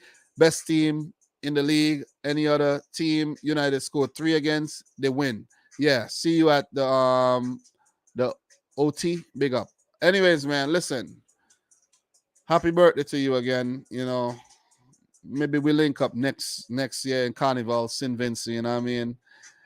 Anyways, let me see what else you gotta say.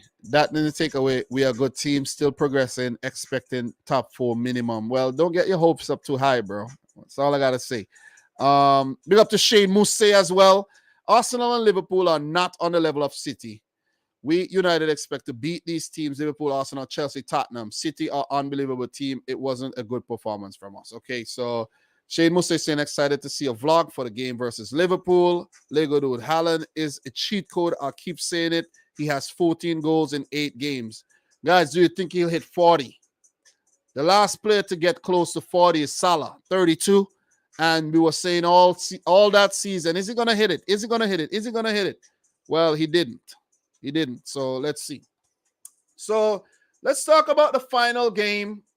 And that's Liverpool 3, Brighton and Hove Albion 2.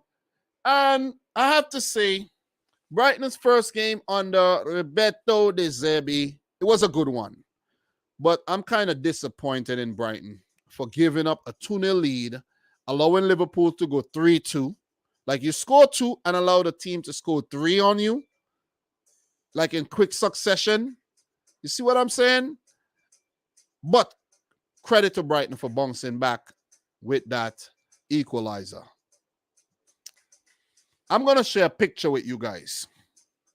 And I want to share the picture because I actually want this player to give Liverpool fans a nightmare for the next couple weeks, right? I want to just find this picture. All right, give me some time. Let me locate this picture, right? Just give me some time. Just give me, I don't need much. But this is what Liverpool fans will be seeing in their dreams and their nightmares very soon. It's the boogeyman, and his name is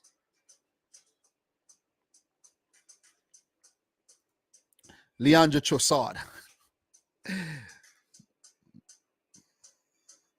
See? I've been talking up this player a lot. I've always said good things about this player. Always said good things about this player. Always. And he came up clutch on the day for Brighton. What a hat-trick. What a hat-trick. So the scores, Trossard, 4th minute, 17th minute, 2 brilliant goals. Trent Alexander-Arnold is absolute crap. Poo-poo. As they say in St. Vincent, 2-2 in defense. Literally.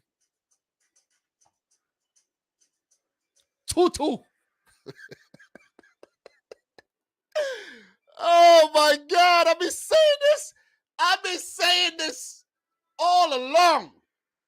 I've been saying this all along. And everybody has been coming at me. Oh, you don't know what you're talking about. Trent is the best right back in the world. Trent is this, Trent is that. The man is 2-2. Anyways, let me leave it like that. Let me not rub it in. Let me not rub it in. But it's been justified. It's been proven that Trent is garbage as a defender. Right? Don't tell me about sometimes. Don't tell me sometimes he does good. You have to do good more times.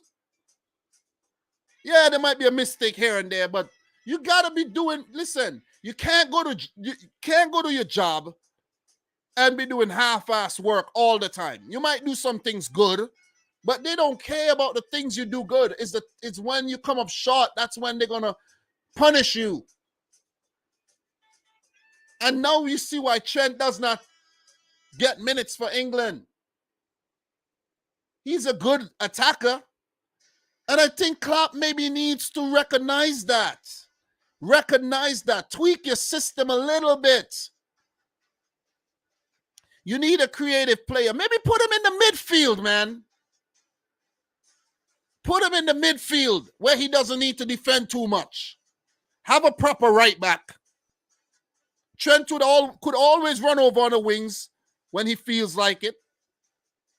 But put him in the midfield with his distribution and his quality. Take him out of the firing line. He is not a good defender, and that's going to continue costing Liverpool. Because if you go back to the AC Milan game, right? Not AC Milan, the Napoli game. I'm not saying AC Milan. The Napoli game, you could see exposed. You go back to many times, teams score down the left, exposed.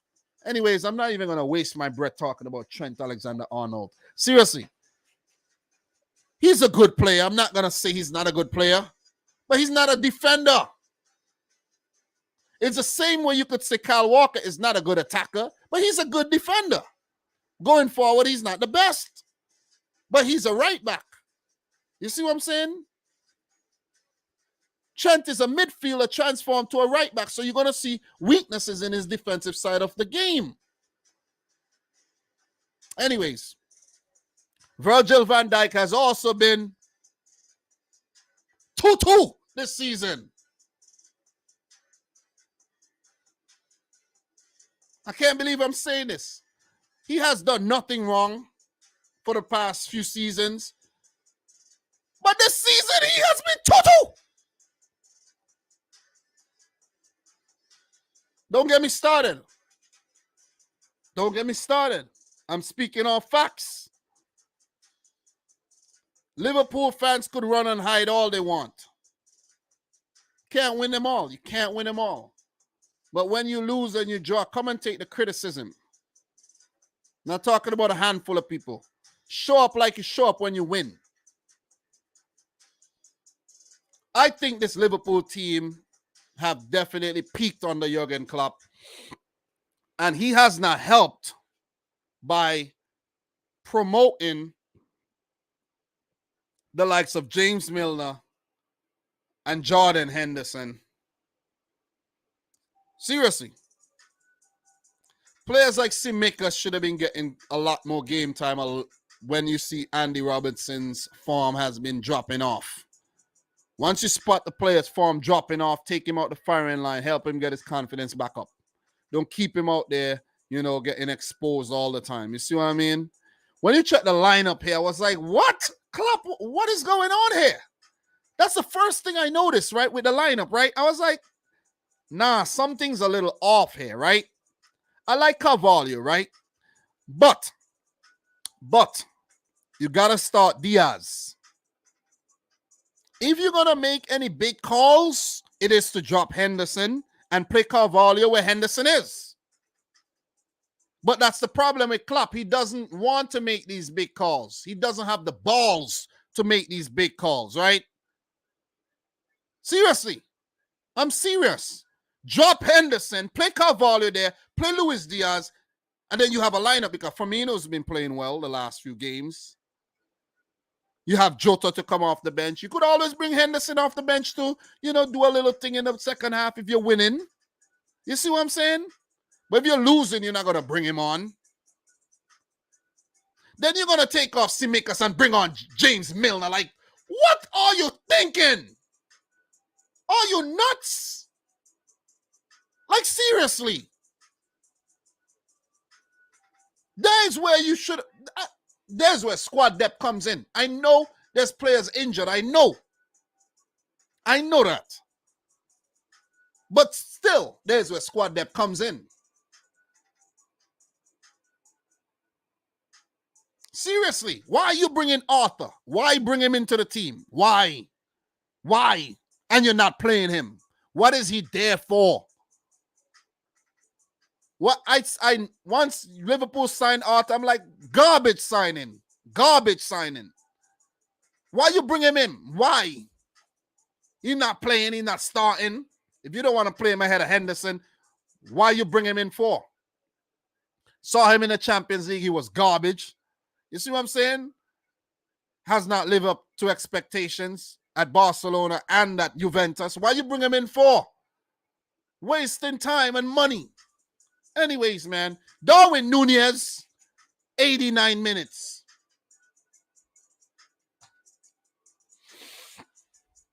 Anyways, man, listen, I ain't even going to say nothing. Listen, man, I ain't even going to say nothing else. Darwin Núñez I like when he was at Benfica. I ain't going to lie. I like him. I think he could have been a Man City player. But thank God we didn't sign him.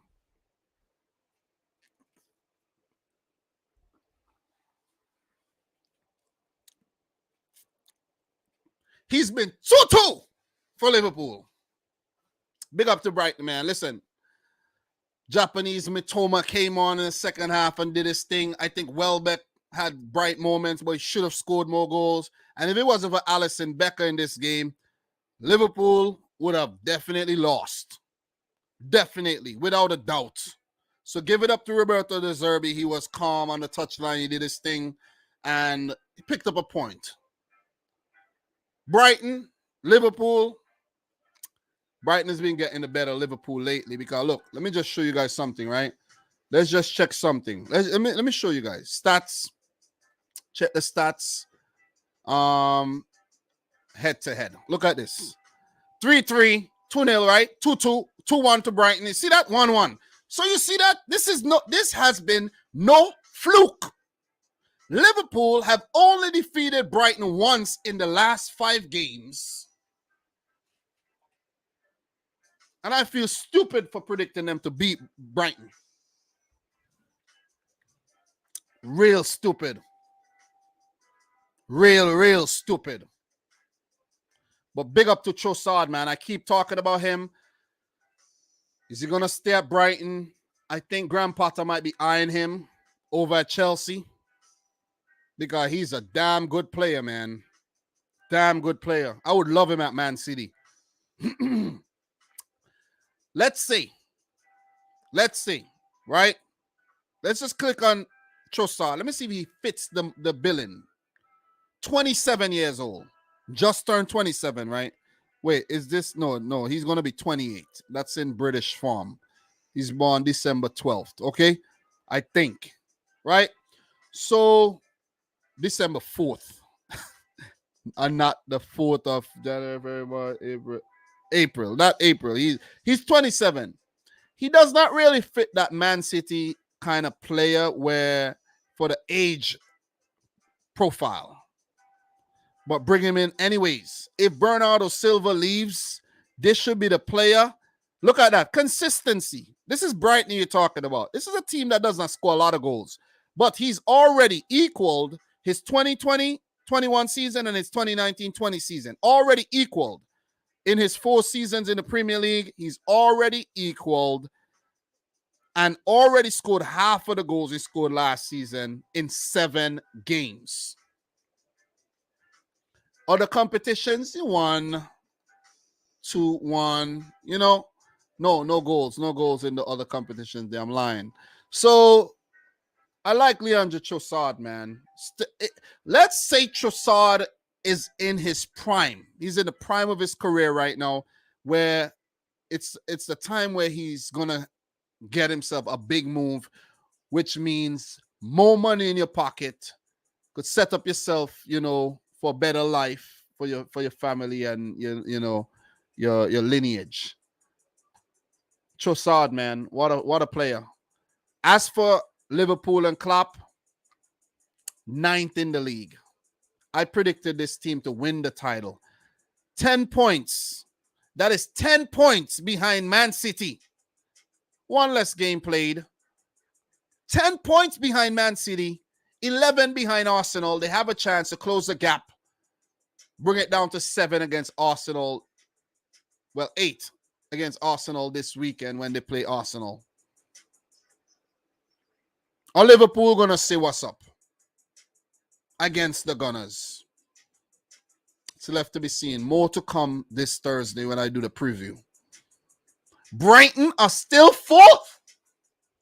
Brighton are still 4th in the league. Unbelievable. They're still 4th. No Potter, no problem. He set up the groundwork and lay the foundation for great things. They've only lost once this season. Brilliant. I still think Liverpool should have lost this game. Alisson came up with some big saves, and Brighton played the ass, and they messed around and they almost didn't get anything. So look, questions have to be asked. Is Klopp's job in jeopardy? This ain't no kind of position any Liverpool team should be in. But I don't think so, because we saw that season when they were struggling and they did bounce back to qualify for the Champions League, right? We did see that. A lot of injuries that season. A lot of injuries this season as well. But excuses should not be made, right? Come better. Is it the Sadio Mane effect? Maybe. Did they replace Mane adequately? Maybe not. Right? Are Brighton going to get top 4? Maybe not. Most likely not. But who knows? Top 10? Most likely. If they continue playing like this. If they manage to hold on to the likes of Trossard in January. So, with that being said, a lot of questions asked. Are Liverpool going to win the title this season? Absolutely not. Absolutely not. It ain't happening. You do not win no title like this. This is not it. I know Man City have bounced back after post start, but I don't see no bouncing back from this Liverpool team. 5 months later, Dom, that comment didn't age well at all. Nah, I don't even think anyone's going to say that. But we have not seen the qualities of a champion in Liverpool this season. And I rest my case. So, For Liverpool, next game is in the Champions League tomorrow against Rangers. And then they play Arsenal on the weekend, followed by another game against Rangers. And then the big one against Manchester City. My first Premier League game once everything goes smoothly and I land and I get through immigration and everything. You know, I'll be at that game. Followed by one against West Ham. So it's a tough period for Liverpool to go through, and let's see how they fare, man. Let's see how they fare. So as for Brighton and Hove Albions, where the seagulls fly in any weather, their next game is against Spurs, followed by another one against Brighton and Hove Albion. Look, guys, that's it for this week. Before we do leave, let's just check one thing really quick. Let's just check the stats really quick. I remind you that Erling Haaland has 14 goals this season. Harry Kane, 7. Mitrovic with 6. Firmino with 5. Gabriel Jesus, Phil Foden, Ivan Toney, Leandro Trossard with 5. Alexis McAllister and Rodrigo with 4. Leading the assist charts are Kevin De Bruyne and Bernardo Silva with 8 and 4. Saka has 4. Firmino, Jesus, Haaland, Jack Harrison, Iwobi, Dejan Kulusevski, and Ivan Perisic with 3. Clean sheet, Edison with 4, Sa with 3, Pope with 3, Ramsdale, and Robert Sanchez with 3. Give it up to Robert Sanchez, though. Pulled off some good saves and things in the game, but I didn't even go through all the Liverpool goals and everything. I don't need to. Whatever. You know what I'm saying? I ain't going to waste time. I ain't going to waste time talking about this Liverpool game when nobody's going to watch, because the Liverpool fans don't really care when they lose and draw games. You know what I'm saying? And you can't improve when you don't want to work on your shortcomings. You see, I hate that. And I've learned that when I'm at work and somebody make a complaint about me, I don't just get mad. I say, damn, maybe they're right. Maybe I need to push my pride aside and just improve. If you're going to have shame and you can't have a bit of humility, you ain't going to get very far. So you got to take, when you're wrong, you're wrong. If you need some improvement, take the improvement and think. Don't run away. You see what I'm saying? Don't fight and get yourself in further trouble. But with that being said, man, guys, look, I was planning to go into the other leagues and all, but it's gone 2.5 hours. I got to hit up my boy Michael Talks Football in about 2 hours to do, a Champions League. What day is that? Day 3 predictions. So I'm going to save my energy.